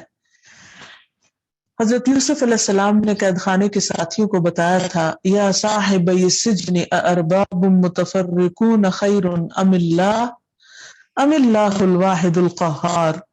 اے میرے قید کے ساتھیوں، ذرا سوچو، کیا متفرق رب بہتر ہے، بہت سارے رب بہتر ہے، یا ایک ہی اللہ جو سب پر غالب ہے؟ تو ظاہر ہے کہ ایک ہی اللہ، ایک ہی رب جو سب پر غالب ہے، ہر چیز اس کے حکم پر چل رہی ہے. آسمان اس نے تھام رکھا ہے، بارشیں وہ برساتا ہے، زمین اس کے حکم پر سبزہ اگاتی ہے، سمندر اس کے حکم کے مطابق اپنی حدود میں رکے ہوئے ہیں اور انسانوں کی خدمت میں کے لیے مسخر کیے گئے ہیں. سب کچھ صرف اور صرف اسی کے کنٹرول میں ہے، کوئی اور اس کے کسی حکم میں مداخلت بھی نہیں کر سکتا. تو اس لیے وہی اکیلا ایک رب بہتر ہے. پھر وہ اپنے تمام ناموں اور تمام صفات میں اکیلا ہے، اس کا کوئی ہم نام بھی نہیں. قرآن مجید میں آتا ہے هل تعلم له سمیہ، کیا تم اس کا کوئی ہم نام جانتے ہو؟ کیا تمہیں معلوم ہے کہ کوئی اور بھی اس کے نام جیسا نام رکھتا ہے؟ نہیں. اب ہو سکتا ہے کہ یہاں آپ سوچ رہے ہوں کہ بعض نام اللہ تعالیٰ کے اور بندوں کے باہم ملتے جلتے ہیں، لیکن اس میں بھی حقیقت میں فرق ہے. مثلا بندوں کا بعض اوقات ہم سمیع کہہ دیتے ہیں، لیکن اللہ سبحانہ تعالیٰ السمیع ہے، خاص سننے والا. بندوں کی سماعت تو بہت ہی محدود ہے، بندے سنتے ہیں لیکن کتنی آواز سن سکتے ہیں؟ ایک مخصوص ڈیسیبل سے زیادہ یا کم وہ سن ہی نہیں سکتے. پھر وقت کے ساتھ ساتھ ان کی سماعت کمزور ہو جاتی ہے. پھر اسی طرح دور کی آوازیں نہیں سن سکتے، لیکن اللہ سبحانہ تعالیٰ ہر آواز کو سن سکتا ہے، اور بیک وقت ساری دنیا کی آوازیں، ساری کائنات کی آوازیں سنتا ہے. اور ایک آواز کا سننا دوسری آواز میں خلل نہیں ڈالتا. ہمیں تو اگر 2 یا 3 لوگ اکٹھے بات کرنا شروع کر دیں تو پریشان ہو جاتے ہیں اور روک دیتے ہیں کہ ایک کر کے بات کرو، سمجھ نہیں آتی. اللہ تعالیٰ کو ایسی کچھ مشکل ہے، وہ ساری زبانیں جانتا ہے، اس کو کوئی مشکل نہیں کہ کوئی انگریزی میں بولے یا فارسی میں بولے. پھر اسی طرح اس کے مثل کوئی نہیں، لیس کمثلہ شیء وہو السمیع البصیر، کوئی اس کے مانند نہیں، اس کی صفات میں اس کی کوئی برابری نہیں کرتا۔ بندوں کے اندر اگر اس سے ملتی جلتی صفات بظاہر ہیں تو وہ لفظی طور پر ہیں اور محدود شکل میں ہیں، جبکہ اللہ سبحانہ و تعالیٰ کی پرفیکٹ شکل میں۔ پھر اسی طرح یہ بھی یاد رہے کہ وہ اپنی بادشاہت میں بھی اکیلا ہے۔ اللہ سبحانہ و تعالیٰ وہ الواحد ہے جس نے ساری مخلوق کو بغیر کسی ہیلپر، معاون، مددگار، وزیر، مشیر کے پیدا کیا، اور اسی طرح ان کے چلانے میں بھی، اس کائنات کے چلانے میں بھی کسی اور کا حصہ نہیں۔ دنیا میں آپ دیکھیے کسی ایک بادشاہ یا کسی ایک بڑے یا کسی لیڈر کا نام لیجئے کہ جو سب کچھ خود کرتا۔ عموماً کیا ہوتا ہے کہ ایک اگر لیڈر ہے تو اس کے ساتھ ایک فوج ہوتی ہے لوگوں کی جو اس کی مددگار ہوتی۔ اللہ سبحانہ وتعالیٰ کو کسی کی مدد نہیں چاہیے۔ یا ایھا الناس انتم الفقراء الی اللہ واللہ هو الغنی الحمید، اے لوگو تم سب اللہ کے محتاج ہو اور اللہ بے نیاز تعریف والا ہے، اس کو کسی کی ضرورت نہیں ہے۔ ایک جگہ اور فرمایا قل ادعوا الذین زعمتم من دون اللہ لا یملکون مثقال ذرۃ فی السماوات ولا فی الارض وما لهم فیہما من شرک وما له منہم من ظہیر۔ اے نبی صلی اللہ علیہ وسلم، آپ ان سے کہیے جن کو تم اللہ کے سوا الہ سمجھ رہے ہو انہیں پکار کر دیکھو، وہ تو آسمانوں اور زمین کے موجودات میں ذرہ بھر بھی اختیار نہیں رکھتے، یعنی زمین اور آسمان میں جو بھی چیزیں ہیں ان میں سے ایک ذرے کے بھی مالک نہیں، اور نہ ہی ان موجودات میں ان کی کچھ شرکت ہے، اور نہ ہی ان میں سے کوئی اللہ کا مددگار ہے۔ وَلَمْ يَكُنْ لَهُ شَرِيكٌ فِي الْمُلْكِ، اس کی حکومت میں کوئی بھی اس کا شریک نہیں۔ تو یاد رہے کہ اللہ سبحانہ وتعالیٰ کی یہ صفت الواحد اور الاحد ہم سے کچھ تقاضا کرتی ہے، اور وہ یہ کہ توحید کو ہم اپنی زندگی میں سب سے زیادہ اہمیت دیں۔ تمام انبیاء کی بعثت کا مقصد لوگوں کو ایک اللہ کی عبادت کا حکم دینا تھا۔ نبی صلی اللہ علیہ وسلم نے فرمایا اللہ تعالیٰ نے مجھے یہ پیغام دے کر بھیجا ہے کہ صلہ رحمی کرنا، بتوں کو توڑنا، اور یہ کہ اللہ تعالیٰ کو ایک ماننا اور اس کے ساتھ کسی کو شریک نہ بنانا۔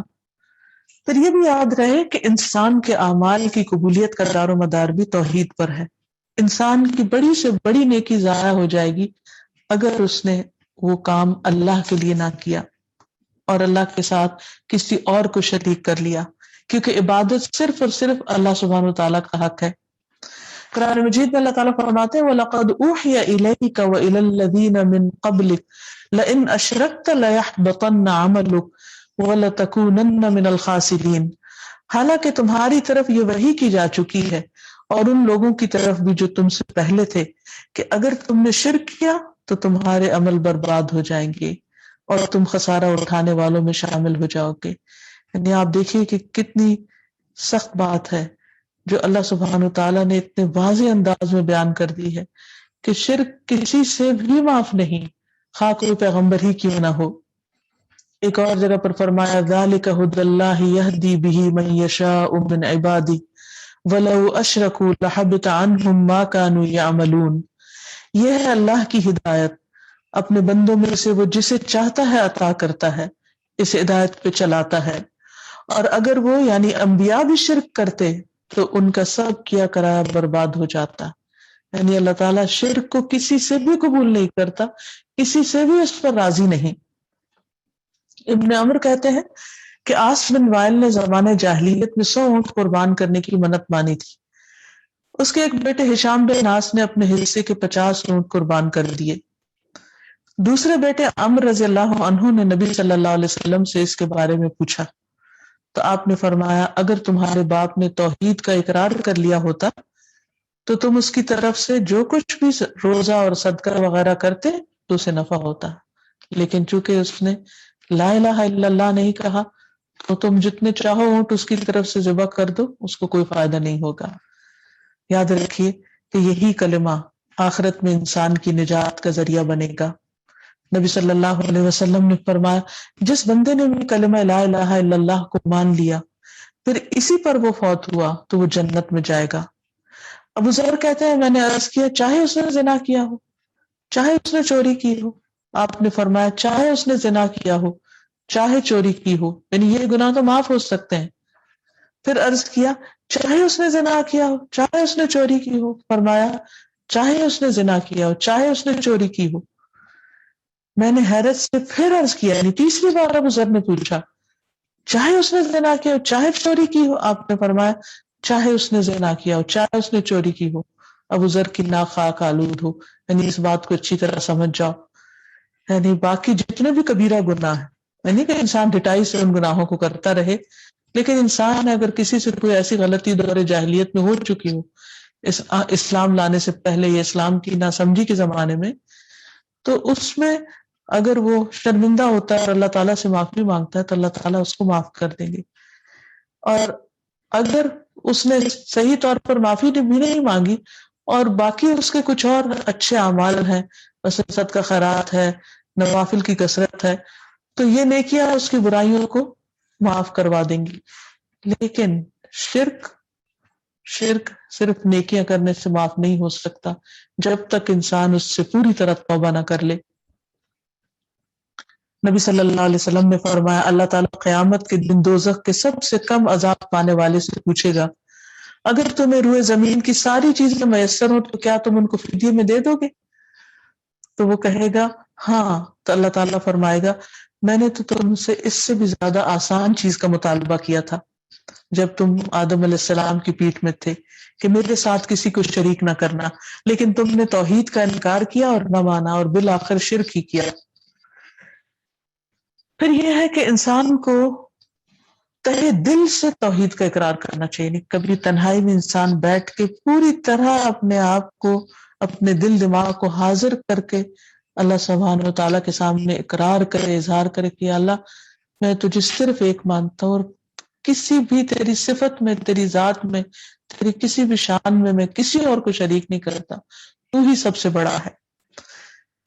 تو جو شخص دل کے یقین کے ساتھ اللہ کو ایک مانے، اللہ تعالیٰ اس کی مغفرت فرما دے گے۔ رسول اللہ صلی اللہ علیہ وسلم نے فرمایا زمین پر کوئی نفس ایسا نہیں کہ جو اس حال میں فوت ہو کہ وہ اللہ کے ساتھ شرک نہ کرتا ہو اور میرے رسول ہونے کی گواہی دیتا ہو، اور یہ گواہی دل کے یقین سے ہو، مگر یہ کہ اس کے گناہ معاف کر دیے جائیں گے۔ یہی کلمہ جنت کو واجب کرنے والا ہے، اور موت تک انسان کو اسی کلمے پر قائم رہنا چاہیے اور اللہ کے ساتھ کسی کو شریک نہیں ٹھہرانا چاہیے، کیونکہ اگر اس نے کسی کے ساتھ کسی کو اللہ کا شریک ٹھہرایا تو اس کے سارے اعمال برباد ہو جائیں گے اور شرک کبھی بھی معاف نہیں ہوگا۔ ان اللہ لا یغفر ان یشرک بہ ویغفر ما دون ذلک لمن یشاء ومن یشرک باللہ فقد ضل ضلالا بعیدا۔ بے شک اللہ کے ساتھ اگر کسی کو شریک بنایا جائے تو یہ گناہ وہ کبھی بھی معاف نہیں کرے گا۔ اس کے علاوہ جو دوسرے گناہ ہیں وہ جسے چاہے معاف کر دے، اور جس کسی نے کسی کو اللہ کا شریک بنایا وہ گمراہی میں بہت دور تک چلا گیا۔ یعنی ساری برائیاں اور خرابیاں یہیں سے شروع ہوتی ہیں۔ اس لیے اللہ سبحانہ و تعالیٰ نے شرک کو سب سے ناپسندیدہ عمل قرار دیا ہے۔ اس لیے ضروری ہے کہ انسان اپنے آپ کو ہر طرح کے شرک سے بچائے، کیونکہ انسان کی زندگی بھر کی کمائی صرف شرک کی وجہ سے ضائع ہو سکتی ہے۔ رسول اللہ صلی اللہ علیہ وسلم نے فرمایا بے شک اللہ تعالیٰ فرماتا ہے میں سب شریکوں سے بہترین ہوں، جس نے کسی کو میرے عمل میں شریک کیا تو وہ عمل اس کی شریک کے لیے ہے۔ یعنی شرک اصغر میں ریاکاری اور دکھاوا بھی آ جاتا ہے۔ تو جو شخص عبادت کا کوئی ایکٹ اللہ کی بجائے کسی اور کے لیے کرتا ہے، دکھاوے کے لیے بھی کرے، تو وہ اس میں سب کچھ اس کا ضائع ہو جائے گا۔ اے لوگوں اپنے اعمال کو اللہ کے لیے خالص کر لو، کیونکہ اللہ تعالیٰ خالص عمل ہی کو قبول کرتا ہے۔ اور یہ مت کہو کہ یہ چیز اللہ اور رشتہ داری کے لیے ہے، کیونکہ جو چیز رشتہ دار کو دی جاتی ہے تو وہ اسی کے لیے ہے، اللہ کا اس میں کچھ نہیں۔ اور نہ یہ کہو کہ یہ چیز اللہ کے لیے اور تمہارے لیے ہے، بس وہ تمہارے لیے ہوگی اکیلے، اللہ کے لیے اس میں کچھ بھی نہیں۔ اللہ سبحانہ و تعالیٰ ایسے تمام اعمال سے بیزاری کا اظہار کرتا ہے کہ جس میں اس کے ساتھ کسی اور کو شریک کیا جائے۔ اور ایک عقل بھی اس بات کو نہیں مانتی کہ اللہ تعالیٰ کے علاوہ کوئی اور الہ ہو. اللہ تعالیٰ قرآن مجید فرماتے ہیں کہ اگر دو الہ ہوتے تو وہ ایک دوسرے پر چڑھائی کرتے اور وہ عرش والے تک پہنچنے کی کوشش کرتے اور زمین و آسمان کا نظام بگڑ کر رہ جاتا، کیونکہ دو حکم آ رہے ہوتے. ایک حکم ہوتا کام کیا جائے اور دوسرا ہوتا نہ کیا جائے، اور وہاں ایک کانفلکٹ ہو جاتا. تو یہ ساری زمین اور آسمان اوپر سے نیچے تک جو ایک نظام ہے اور اس میں کبھی خلل نہیں آیا، سورج اپنے وقت پر نکلتا ہے اور مسلسل ہمیشہ ایک ہی پیٹرن کو فالو کرتا ہے. تو یہ اس بات کی دلیل ہے، علامت ہے کہ اللہ ایک ہی ہے، حکم ایک ہی کا آ رہا ہے. پھر اسی طرح باقی بھی تمام چیزوں کے اندر جو پرفیکشن ہے اللہ سبحانہ و تعالیٰ کی تخلیق میں، جو ایک کنسسٹنسی ہے ان کے عمل میں، یہ سب اس بات کی گواہ ہے کہ اللہ ایک ہے. اس نام کا بندے کی زندگی پر بھی اثر ہونا چاہیے، اور وہ یہ کہ انسان اللہ کو ایک مانے، جیسا کہ تمام انبیاء کی دعوت یہی تھی. نبی صلی اللہ علیہ وسلم کو بھی اسی بات کے لیے بھیجا گیا. ہر پیغمبر کو، نوح علیہ السلام کو، ہود علیہ السلام کو، صالح علیہ السلام کو، شعیب علیہ السلام کو، لوط علیہ السلام کو، سب کو یہی پیغام دے کر بھیجا گیا کہ لوگ ایک اللہ کو اپنا معبود مانے. نبی صلی اللہ علیہ وسلم کی پہلی دعوت توحید ہی تھی. سب سے پہلا پیغام آپ نے لوگوں کو جو دیا وہ یہی تھا، اور آپ مختلف جگہوں پر جا کر لوگوں کو کہتے کہ یا ایھا الناس قولوا لا الہ الا اللہ تفلحوا، اے لوگوں کہو لا الہ الا اللہ تو تم فلاح پا جاؤ گے، کامیاب ہو جاؤ گے. اسی طرح ہم سب کو کثرت سے اللہ تعالیٰ کی توحید بیان بھی کرنی چاہیے. ابو ہریرہ رضی اللہ عنہ نے رسول اللہ صلی اللہ علیہ وسلم سے روایت کیا ہے کہ جو شخص دن میں 100 مرتبہ یہ دعا پڑھے گا، لا الہ الا اللہ وحدہ لا شریک لہ لہ الملک ولہ الحمد وہو علی کل شیء قدیر، نہیں کوئی معبود سوائے اللہ تعالیٰ کے، اس کا کوئی شریک نہیں، ملک اسی کا اور تمام تعریف اسی کے لیے، اور وہ ہر چیز پر قادر ہے. تو یہ کلمہ پڑھنے سے اس کو 10 غلام آزاد کرنے کا ثواب ملے گا، 100 نیکیاں اس کے نام اعمال میں لکھی جائیں گی، 100 برائیاں مٹا دی جائیں گی. اس روز دن بھر یہ دعا شیطان سے اس کی حفاظت کرتی رہے گی تاکہ شام ہو جائے، اور کوئی شخص اس سے بہتر عمل لے کر نہ آئے گا مگر وہی جو اس سے زیادہ یہ کلمہ پڑھ لے. اسی طرح انسان کو صرف لا الہ الا اللہ کا بھی ورد کرتے رہنا چاہیے، اور جس کا آخری کلام لا الہ الا اللہ ہوگا وہ جنت میں داخل ہوگا. اور جب اللہ سبحانہ و تعالیٰ سے انسان دعا کرے تو اس کی توحید کا ذکر کر کے، ان ناموں کا خاص طور پر ذکر کر کے دعا کرے، کیونکہ اس سے دعا قبول ہوتی ہے. بریدہ اسلمی روایت کرتے ہیں نبی صلی اللہ علیہ وسلم نے ایک شخص کو ان الفاظ سے دعا مانگتے ہوئے سنا: اللہم انی اسألک بانی اشہد انک انت اللہ لا الہ الا انت الاحد الصمد الذی لم یلد ولم یولد ولم یکن لہ کفوا احد. اے اللہ، بے شک میں تجھ سے سوال کرتا ہوں کہ بے شک میں گواہی دیتا ہوں کہ یقیناً تو ہی اللہ ہے، تیرے سوا کوئی اللہ نہیں، کوئی الہ نہیں، تو ایک ہے، بے نیاز ہے، ایسی ذات ہے جس نے کسی کو جنم نہیں دیا اور نہ ہی وہ جنم دیا گیا اور نہ ہی اس کا کوئی ہمسر ہے. تو نبی صلی اللہ علیہ وسلم نے فرمایا: اس ذات کی قسم جس کے ہاتھ میں میری جان ہے، اس نے اللہ سے اسم اعظم کے وسیلے سے دعا کی ہے. اگر اس کے وسیلے سے دعا کی جائے تو دعا قبول کی جاتی ہے، اور اگر کچھ مانگا جائے تو عطا کیا جاتا ہے. اسی طرح عرفہ کے دن کی بھی سب سے بہترین دعا لا الہ الا اللہ وحدہ لا شریک لہ لہ الملک ولہ الحمد بیدہ الخیر وہو علی کل شیء قدیر. عرفہ کے دن بھی جو دعا سب پیغمبروں نے مانگی اور سب سے بہترین دعا ہے وہ اللہ تعالیٰ کی توحید کا ہی اقرار ہے. لا الہ الا اللہ وحدہ لا شریک لہ لہ الملک ولہ الحمد بیدہ الخیر وہو علی کل شیء قدیر. اسی طرح ہر فرض نماز کے بعد کی جو مسنون دعا ہے اس میں بھی یہی آتا ہے: لا الہ الا اللہ وحدہ لا شریک لہ لہ الملک ولہ الحمد وہو علی کل شیء قدیر.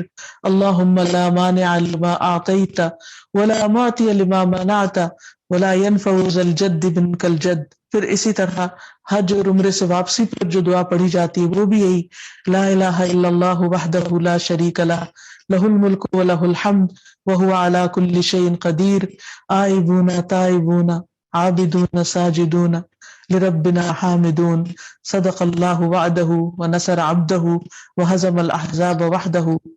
پھر اسی طرح رات کو آخری عمل انسان کا یہی ہونا چاہیے کہ یہ صورتیں یعنی سورۃ الاخلاص اور معوذتین پڑھتے ہوئے اپنے آپ کو اپنے رب کے سپرد کرے۔ اللہ تعالیٰ سے دعا ہے کہ وہ ہمیں ایمان کی حلاوت نصیب کرے، اپنی توحید کی سچی چاشنی نصیب کرے اور ہمیں ہر طرح کے شرک سے محفوظ رکھے۔ وآخر دعوانا ان الحمد للہ رب العالمین۔ السلام علیکم ورحمۃ اللہ وبرکاتہ۔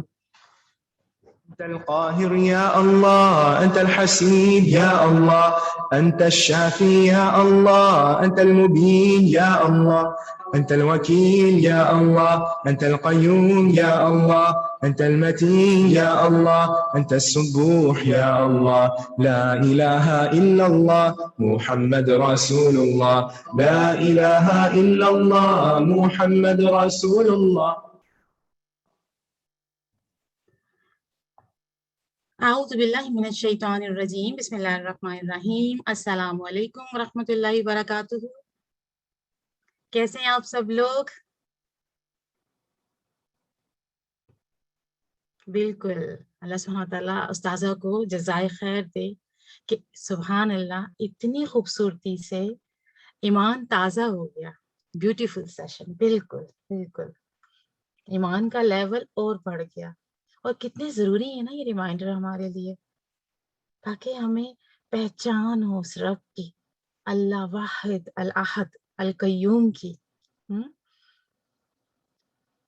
تاکہ مزید ایمان سے، اس نور سے ہمارا دل جو ہے نا وہ بھر جائے، روشن ہو جائے۔ جب ہمارے دل میں یہ نور علم آئے گا نا تو انشاءاللہ تعالی وہ پھوٹے گا اور وہ دوسروں تک بھی جائے گا، اور اس سے دوسروں کو فائدہ بھی ہوگا انشاءاللہ تعالی۔ چلیں چھوٹا سا ایک ریویو کر لیں، کچھ فریش کر لیں چیزوں کو۔ تھکے تو نہیں ہیں آپ لوگ؟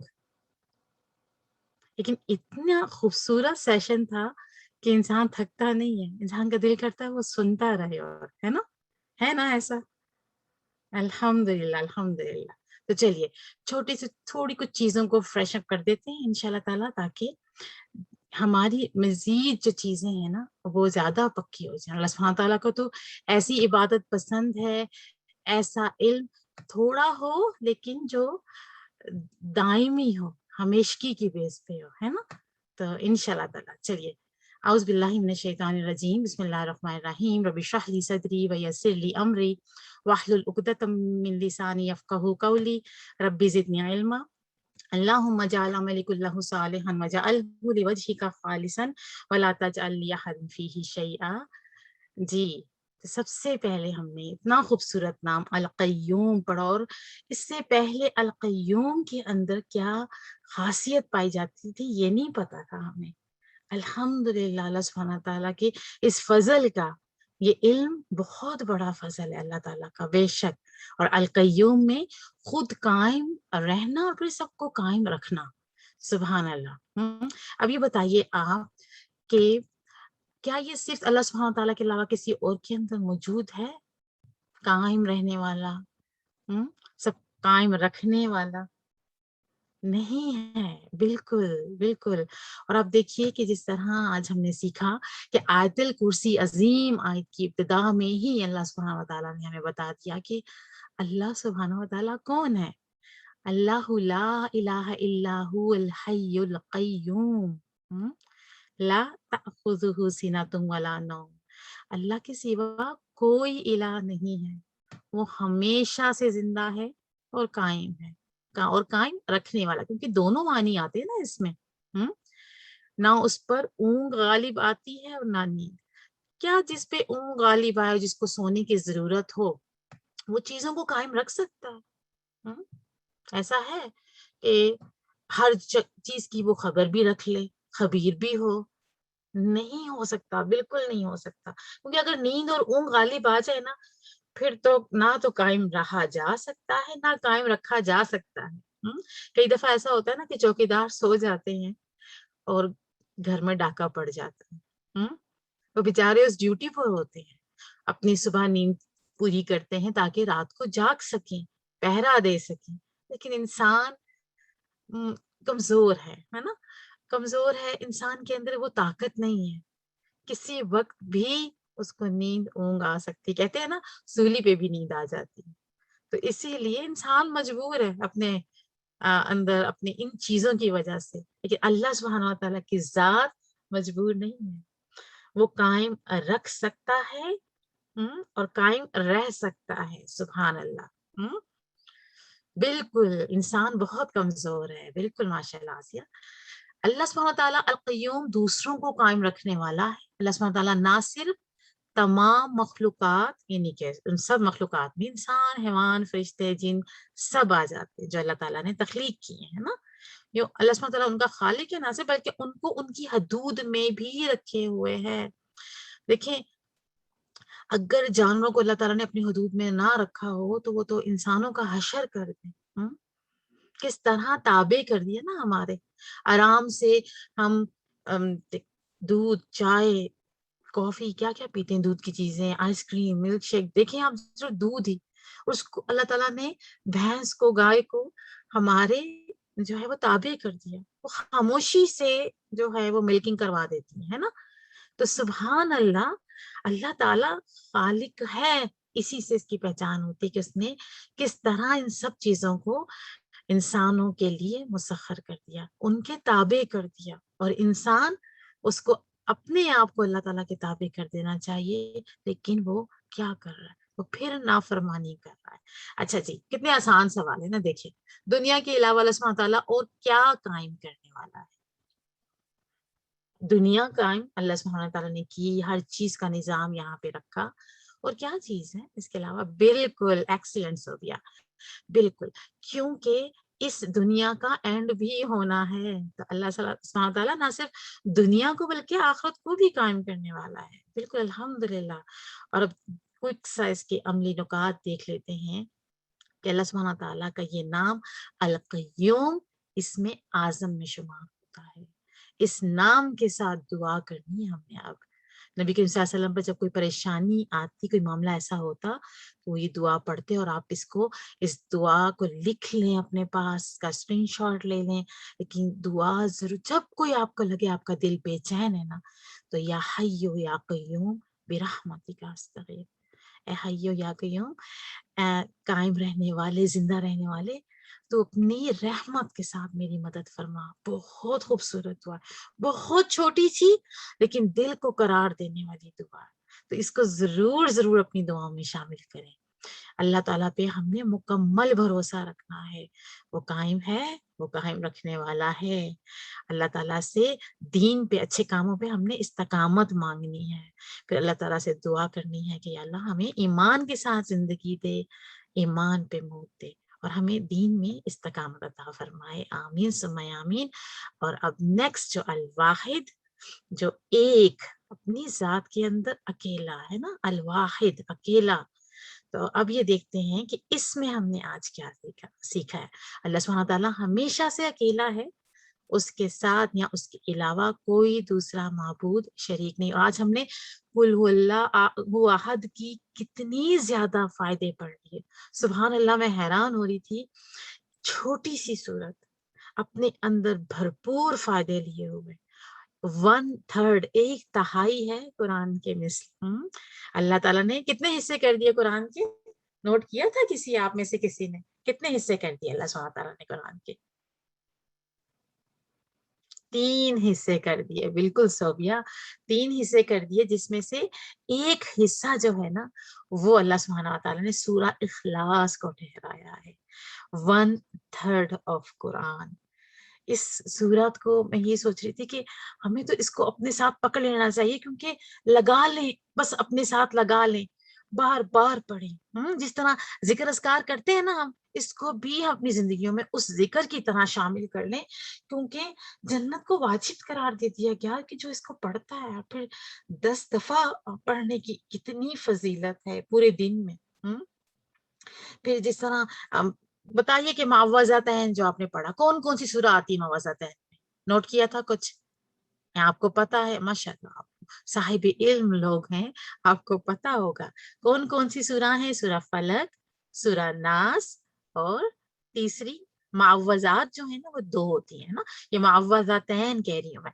جی بالکل، سورہ اخلاص، سورہ فلق اور سورہ الناس، یہ 3 سورتیں ہیں جس کو معوذتین کہتے ہیں. اور اس کو تاکید کی گئی ہے صبح و شام پڑھنے کے لیے، اور پھر رات کو سونے سے پہلے نبی صلی اللہ علیہ وسلم کی عادت تھی کہ وہ پڑھتے تھے. تو یہ سورہ اخلاص ہے، بھری ہوئی ہے یہ اپنے اندر صفات سے.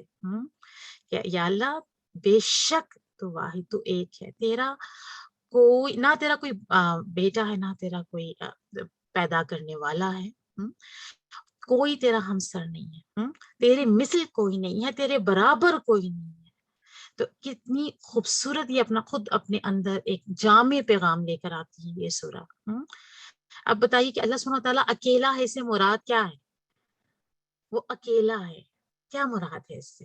کن کن چیزوں میں وہ اپنے اندر واحد ہے، اکیلا ہے، اس میں شریک نہیں کر سکتا انسان کسی کو. کیا کیا وہ صفات تھی؟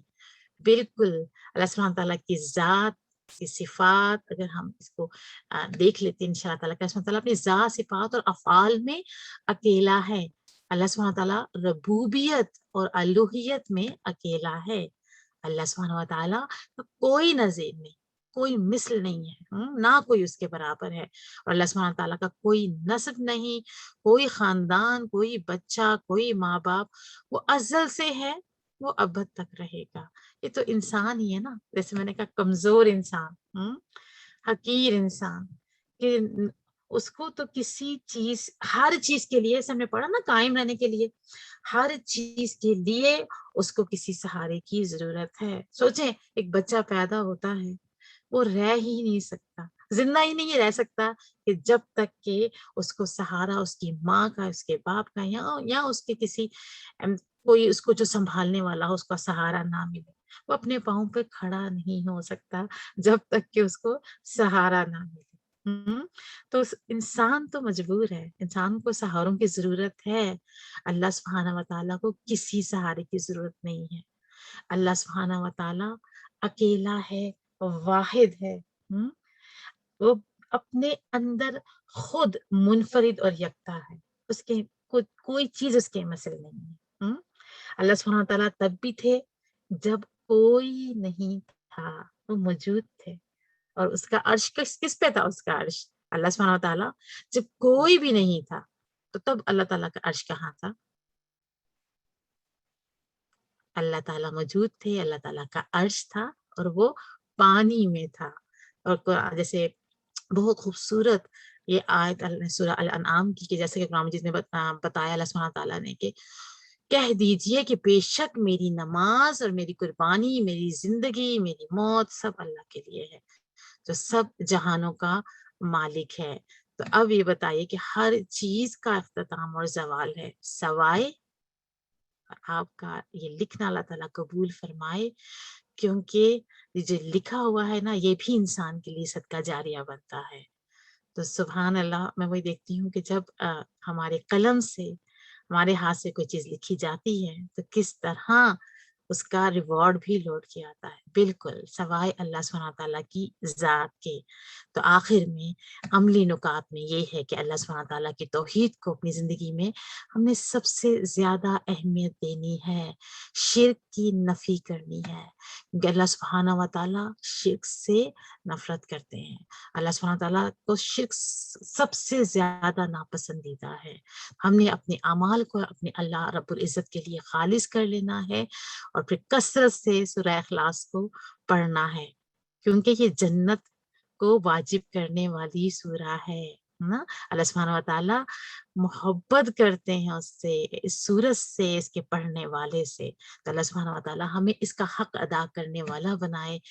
ہمیں واقعی ہی جو نام ہم پڑھ رہے ہیں، جو صفات ہم پڑھ رہے ہیں نا، ان سب صفات کو عملی طور پہ ہمارے اندر بھی اللہ سبحانہ و تعالیٰ ڈھال دے، ہمارے ایمان کو اس سے مضبوط کر دے، ہمارے ایمان کو تازہ کرتے. جزاک اللہ خیر کثیرہ، بارک اللہ فیکم. انشاءاللہ تعالی ہم نیکسٹ ویک آپ لوگوں کے پاس دوبارہ حاضر ہوں گے مزید اللہ سبحانہ تعالیٰ کے ناموں اور صفات کے ساتھ.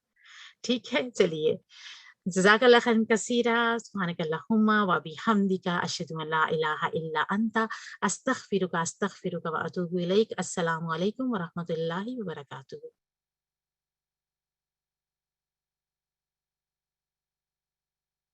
عملا بالحسنات وتركا للمنكرات وإذا أردت في قوم فتنة وأنا فيهم فاقبضني إليك غير مفتون.